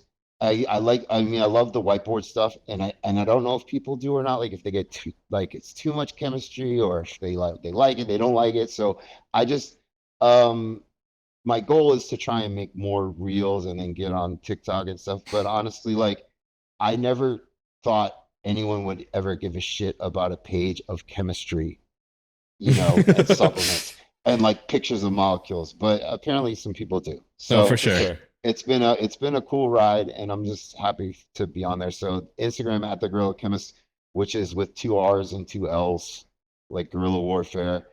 And then you can always email me at the Guerrilla Chemist at gmail.com, or DM me, and we'll talk about stuff. Like, I'm working with athletes and stuff, doing protocols for people.